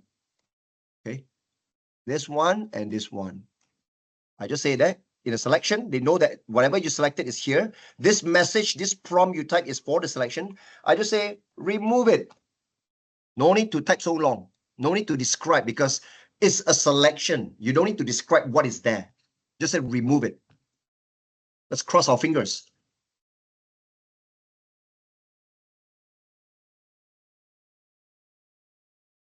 So the DALL-E technology by ChatGPT here, right, has come a long way. So they allow us to edit, do simple editing. Yeah, that's good. Look at that. It's really removed. But you see the shadow is still there. So again, you can actually try to remove it. Okay, like okay. Yeah, that means that the answer is very simple words. Just say remove it. So this part here, shadow, all this. Again. So the answer is just say remove it. So it's good to edit pictures now. Okay.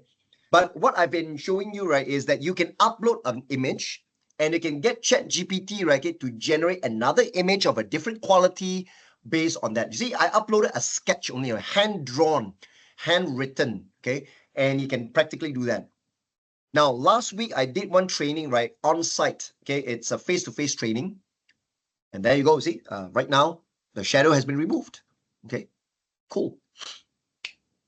So you can see it says, it detects also that it says with the shadows removed. And this one I say shadows of the people removed, something like that. So last week, right, I did a training face to face, okay, and it's in a classroom whereby I've actually showcased I take a marker pen and draw with my own hands using a marker pen on a whiteboard. I draw a table with some sample column names. And then I gave sample one row information. Then I take a picture, right, using my phone on that whiteboard, right? I save that JPG and I upload it to ChatGPT and I ask ChatGPT, okay, read this image, right, and create a table exactly like what you see. And then with one sample row based on the first row there, I want you to add 99 more sample rows, fill up the table 100 rows. Okay, and it is able to do that. So the OCR technology behind the scene, right, is marvelous. Okay, it's unbeatable. So you can upload anything, they can read the image. Now, another one I want to demonstrate right now is, let me show you this. Okay, I have actually downloaded or screen captured 2 charts from the internet. Again, this will give you will give you impression again that I always do stock market analysis.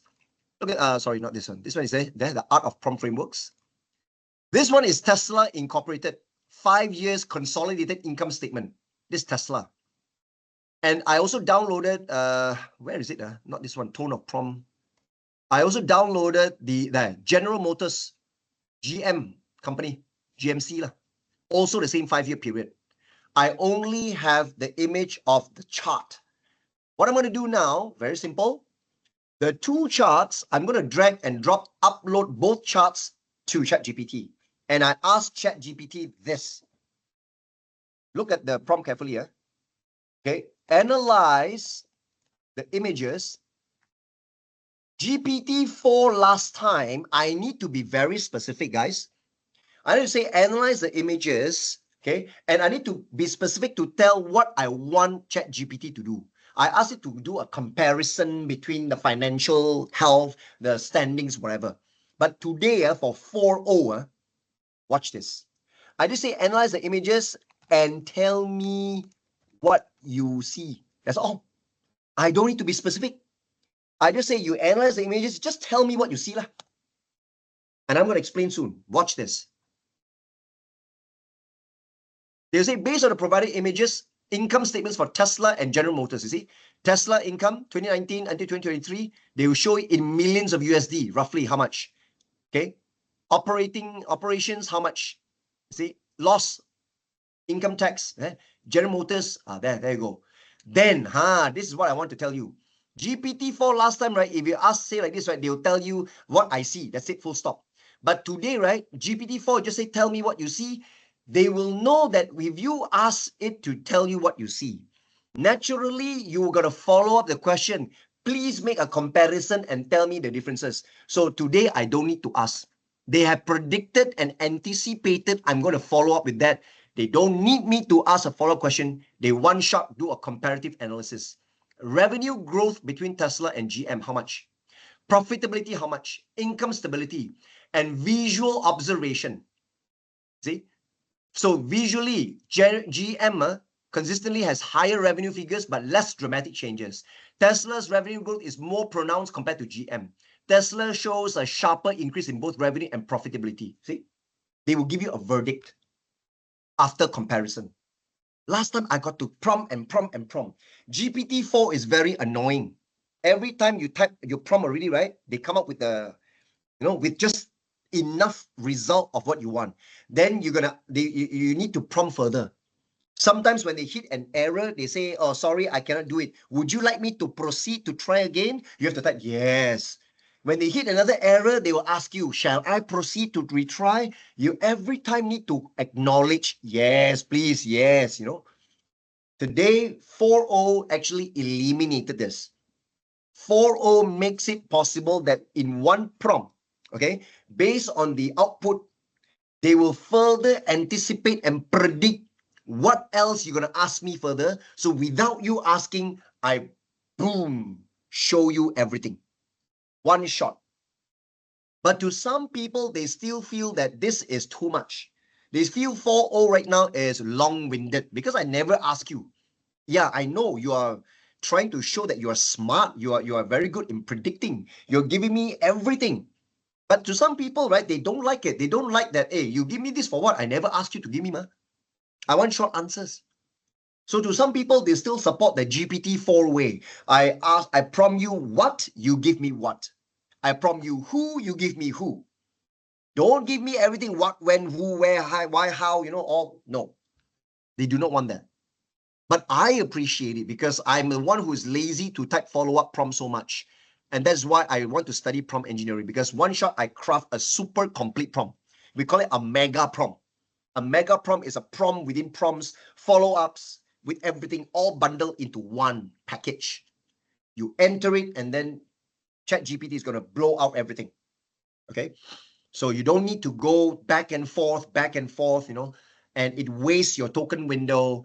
And if you are a free user, right, okay, it wastes your, limited access. So you must remember, if you can, even though you can use 4.0, you will reach a limit, okay, which they will ask you to wait at least 5 hours, okay? Okay, any further questions, guys? So you can see that just with 2 images like this, I just upload, and my prompt is very simple. NLP prompt, nothing to do with prompt engineering. This is what we call NLP prompt, natural language processing. Ask them like a normal layman. Tell me what you see. This has nothing to do with prompt engineering. Okay, certain things that about images, if you have file uploads or images, you cannot follow prompt engineering frameworks. All right, you have to do it in the natural language way. Prompt engineering frameworks like RTF, CDOLA, RACELA, CALA, whatever, all that, those are for pure text, asking questions, and you want ChatGPT to give you opinions, generate text to text, and all that. But if you got artifacts like this, visual files or data files you upload, and then you want to prompt ChatGPT to study and analyze that knowledge and tell you the outcome, that way of prompting is different from the normal or standard prompt engineering frameworks. Okay, this one uses standard NLP will do. Okay, please share the prompt you written in the exam. Okay, I can't remember really the prompt because I cannot save it because it's inside the exam and all that, right? So it's online. Well, I can roughly kind of like share to you lah. Let's see lah. Okay, whether I can recall that. Okay, we are almost finishing already. Okay, I will show you exactly the persona, because that time I follow the CEDO framework, the RTF, all that. I give it a role. I give it a persona. Okay, I'll say that you are an expert and renowned. I remember I used the word renowned, okay? Stock analyst for Wall Street. Not for Wall Street, in Wall Street. For 20 years. That's a persona, okay? Okay. I have 2 stock tickers in mind. SMCI and MPC. Full stop. Okay. I need you to help me research these 2 tickers. Okay. Now, because it's 4.0 today, right, I can actually lessen down a bit, but I'm showing you my prompt roughly how I did for GPT-4 last time, because as of last year, I did GPT-4, okay? So I need you to help me research these 2 tickers and focus on their year-to-date price. What was it really? Year-to-date price updates. Year-to-date prices, okay? After that, comma, I want you to suggest, I want you to forecast, okay, and suggest to me whether is it going to be, or you can type, is it gonna be? You can type gonna, right? All these natural language, they are okay. You can type imho also, or LOL, all these short forms they can. Remember, ChatGPT also can take typo mistakes. For example, very fast you type, message becomes massage lah, but because based on the structure of the sentence, they know that you have a typo there, right? Like sometimes frequently message becomes massage, or what else? Signing becomes singing, finance department becomes fiance department, something like that lah. All these typo mistakes, no problem. They can understand because of the full sentence analysis, the structure analysis. Okay. So I just put it, okay, whether is it going to be a good buy or good sell? Explain to me your findings. Okay. And why you would say it is a good buy. Going to be good buy. I remember I mentioned also good buy, good hold, or good sell. Okay. Why we say it's going to why you would say it is a good buy slash hold slash sell. I cannot remember further because I remember my prompt is super long one. I can't remember already. But the key points are here, I remember I mentioned something like, yeah. Okay. Output into bullet points, okay, on their short-term, okay, not on their, on your short-term, mid-term, no need mid-term lah, just say short-term and long-term analysis about their growth. Okay, for now lah, right? Something like this. Let's say this. You see, they're browsing finviz.com. They're not going to Yahoo and all that there. SMCI, they're doing Super Micro Computer Incorporated. Year to date, all that, blah, blah, blah. Short-term analysis, okay? Valuation, long-term analysis, recommendation. This one, you see, they will give you a link. Anything factual, they give you a link. Conclusion. There. Okay. But I remember last time, because of my prompt is super long, GPT-4 gave me even more. They give me a lot of numbers, So from here, you can see SMCI, they say, short-term analysis growth, continued demand for AI and cloud infrastructure expected to drive short-term, see? So the stock might be overvalued given the rapid rise, suggesting a potential for short-term volatility. There. Today, they say like this. Because previously, right, they predict that it's going to be going to rise, okay? And they say that this might be overvalued. Because it's just that based on the boom of AI, you see. So suggesting this is a potential for a short-term volatility, okay? But long-term analysis, right, in terms of sustainability, the long-term outlook remains positive due to AI, again, because SMCI is a chip maker, actually. Before that, I don't know, right? The market position, it says, is well-positioned to capitalize on ongoing technological advancements.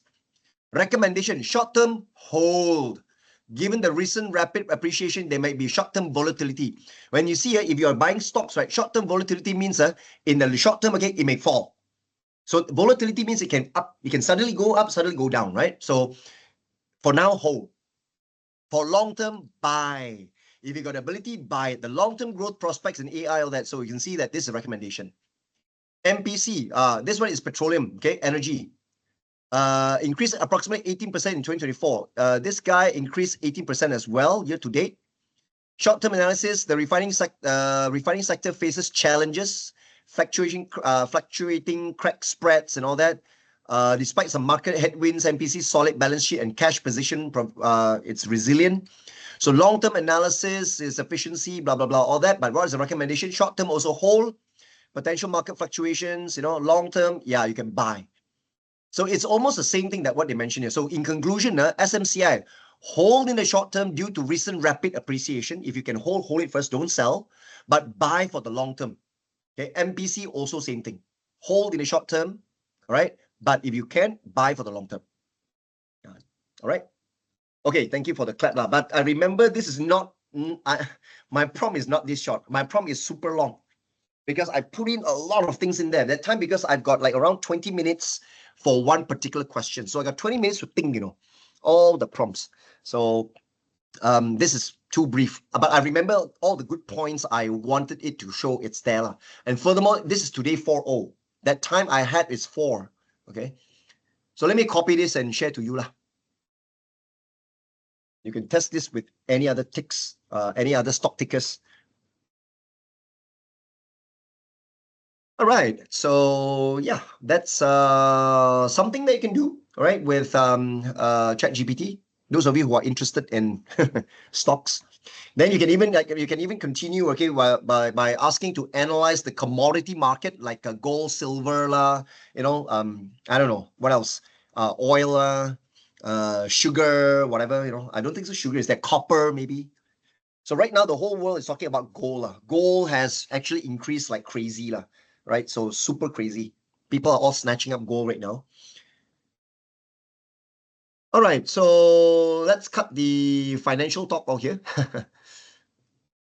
Now, I want to also share to you some style examples, okay? And tone examples. Writing style and tone. Tone is different. Tone and writing style is a different thing. Writing tone defines how a person will sound like or feel during the time he's writing. Writing style is about the entire text, right? The style of writing, what way is he or she trying to deliver? For example, the complete text can be an educational one, but the tone is writing is a casual tone. You get me? Write in casual way. That means the tone, right? Okay, it's very casual. Don't use formal. Don't use any formality there. But then the whole piece is written, right, to be educational. Or you can write an inspirational style to inspire people, but you put it into a sarcastic tone. You can do that. Or funny tone. Tone can be funny, but the whole piece, right, it will be for the purpose of inspiring. So it's an inspirational writing style in a funny tone. You can do that. Okay, or playful tone. So what I'm going to do right now is I'm going to share a screenshot, okay, of, give me a moment, this list, side-by-side list of tones and writing style. Okay, there. So it's here. So you guys can actually click on it, okay, and then you can then do a right-click, copy image, and you can save it onto your own. Okay, you can practically right-click, copy image, paste it, and save. Okay. So this is a list, okay, of it's non-exhaustive list.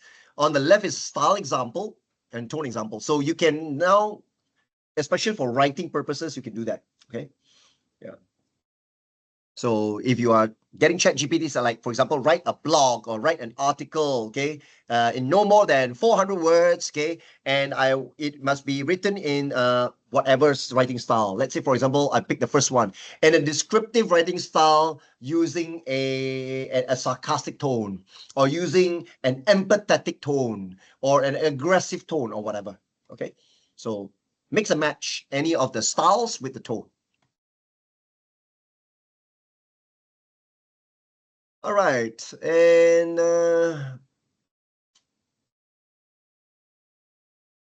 okay. One more last thing that I want to share before we end, okay? Like I said, that it is only a half-day training just to introduce you to the capabilities of the new 4.0 and ChatGPT. Let me share to you a last one, okay? This can be also quite nice. I found this very nice. Now, sometimes, right, okay, you want to ask for perspective or opinion from many people. But the thing is that right now you have got nobody with you. And all these people, right, okay, you need them to be from different backgrounds. And you cannot find different people with different backgrounds.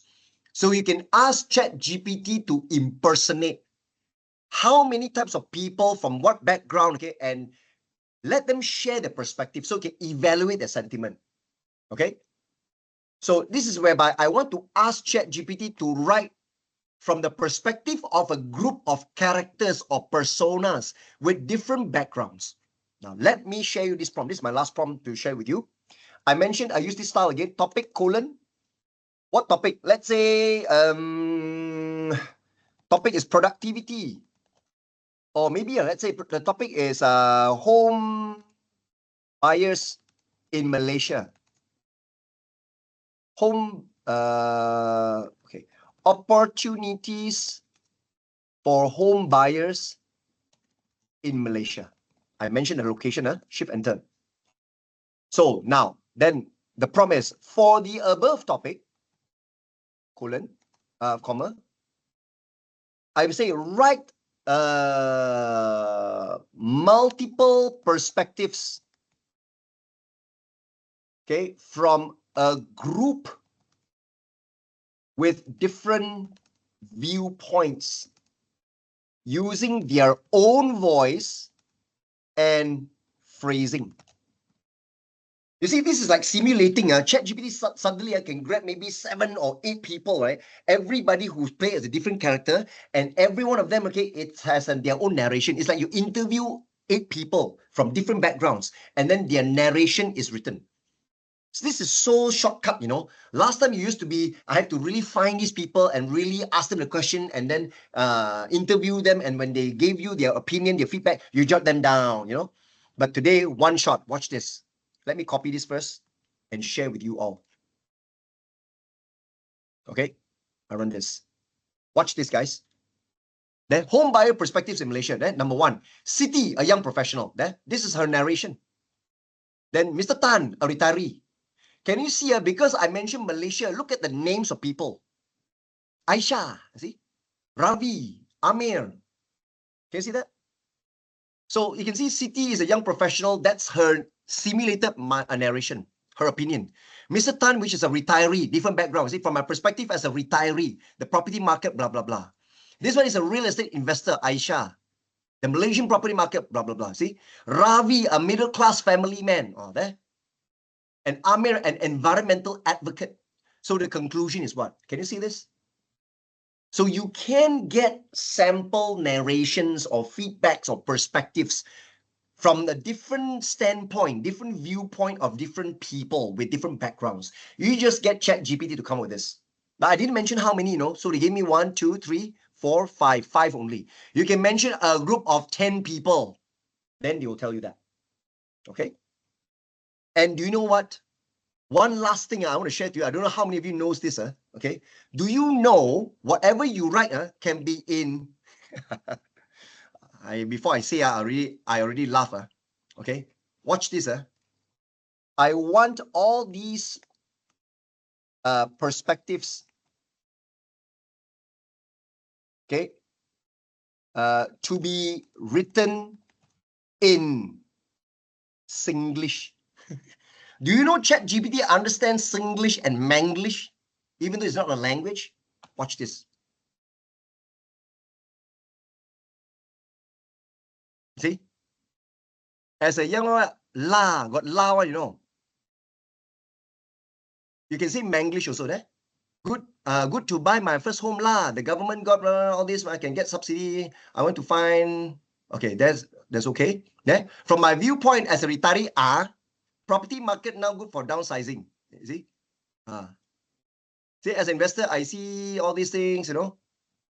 But viewpoints actually they don't really do that much, you know. But if you're writing, let's say, an email, that's cool. Let me show you. Write a congratulatory email. Let's say you want to congratulate, okay?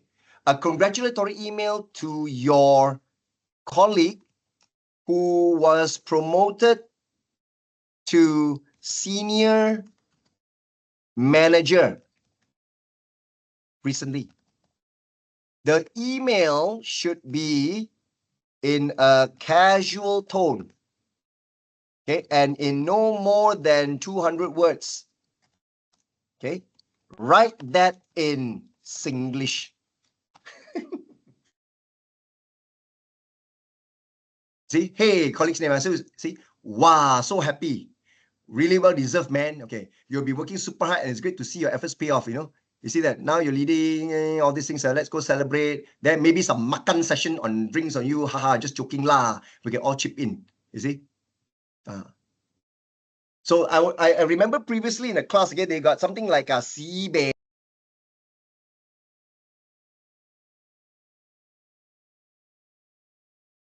some makan session. So which means that ChatGPT does accept our so-called Southeast Asia English here, especially Malaysia and Singapore English, the style, Sometimes they say walao eh, they also got walao and then they got the word sibei and all that one. This is really crazy. The time, like, it's really funny when to see that, you know. So just mention the word Singlish or Manglish. ChatGPT understands that. They know that. Okay.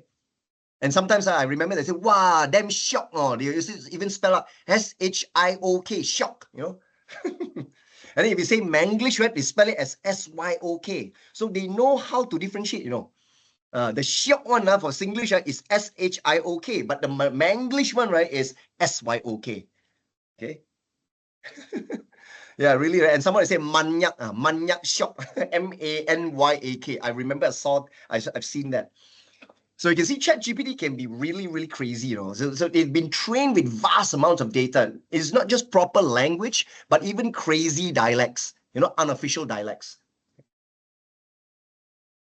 All right. So yes, that's about all the time we have for today.